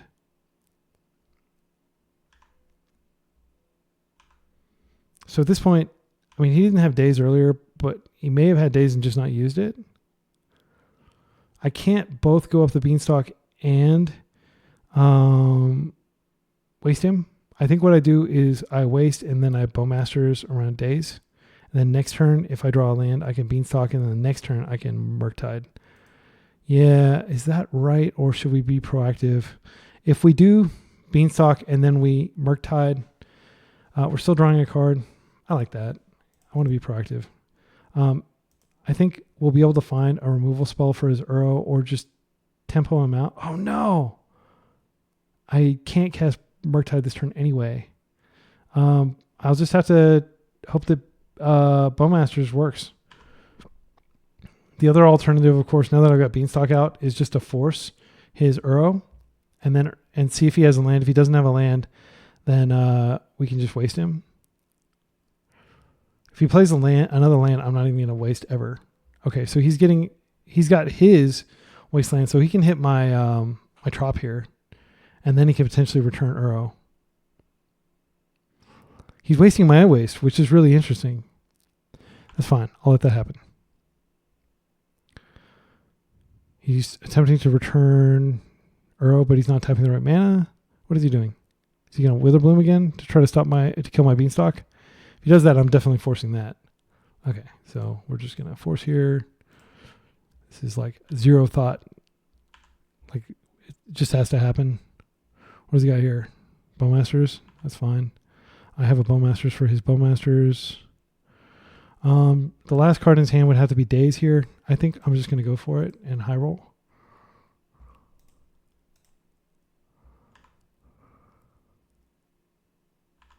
I'll take the damage. He'll get a token. I get to draw. Okay. That's forced. Okay, that worked out really well. And now he's under Bowmaster. I have Bowmaster Supremacy. Okay. This is great. I think we go ahead and we take another turn to get this into play.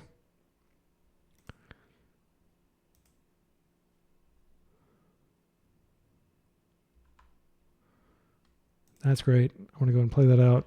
See what we get. Do we need this? I mean, I don't think we really do. I'd rather be drawing Force of Wills. Yeah, so I'm just going to carelessly yeet that in the graveyard, and I'm going to wait a turn. I've got Force of Will with Ponder in case he tries to bring Uro back, which I probably would force. Yeah, he's got so many lands. I'm not going to be able to keep Uro off the table forever.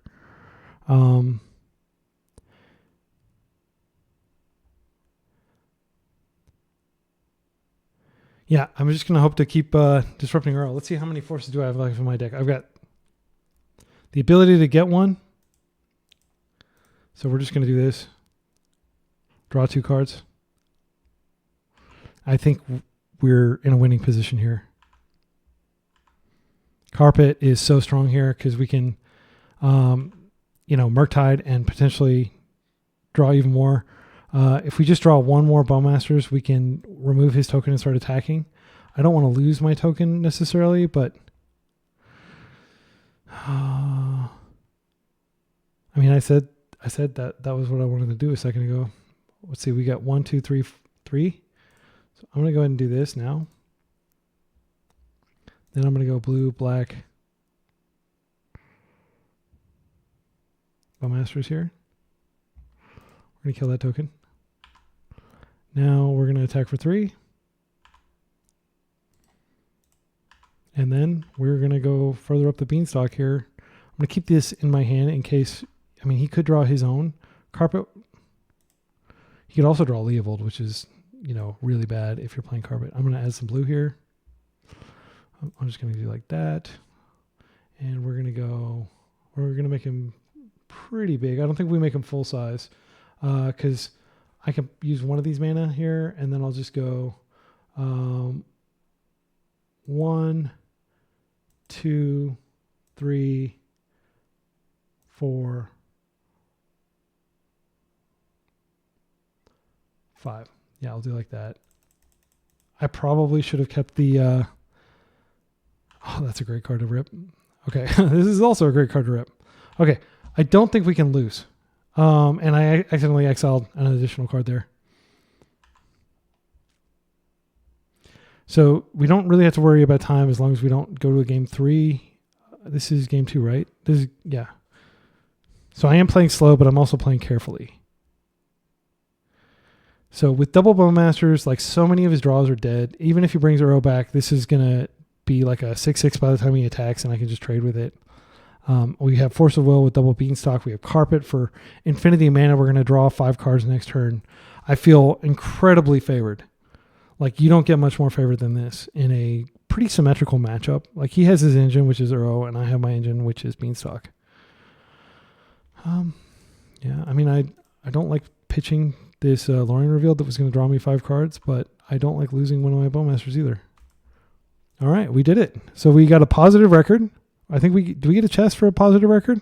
We do. We get some of these invitational points. Again, we lost to 2 lands decks, I think. Let's take a look here. And these were some long games. How do I look at the, I guess I can just go here and look at my history, game history. So we'll just go down here and we can see that I lost to this lands deck in, it was not a close game. Like game 3, I think he pretty much dominated me. And this is definitely a weakness of the deck, but I don't think it's a weakness worth addressing, frankly. I just don't think you're going to come up against Cloud Post decks that often. And you still have game against them, but as we saw there, it's not a favorable matchup. So again, this is the list. No tweaks to the list since last time we streamed, other than adding that basic swamp, which was so good. And I changed the, oh no, I need to change the freaking duels or the fetches to be, here, let's do that right now. Add 3 to deck. And then let's remove this. Let's remove this. Let's remove this. Okay, so we have 7 fetches, but 4 of them can go get our swamp. That's how we want to roll it. 19 lands, plus 3 Loriens. I'll just do a quick post-match deck tech like everybody else does. And yeah, everything was really good. Like, it felt really tight. We lost the matches we were supposed to lose. We won the ones we're supposed to win. Though we played against some really good players too.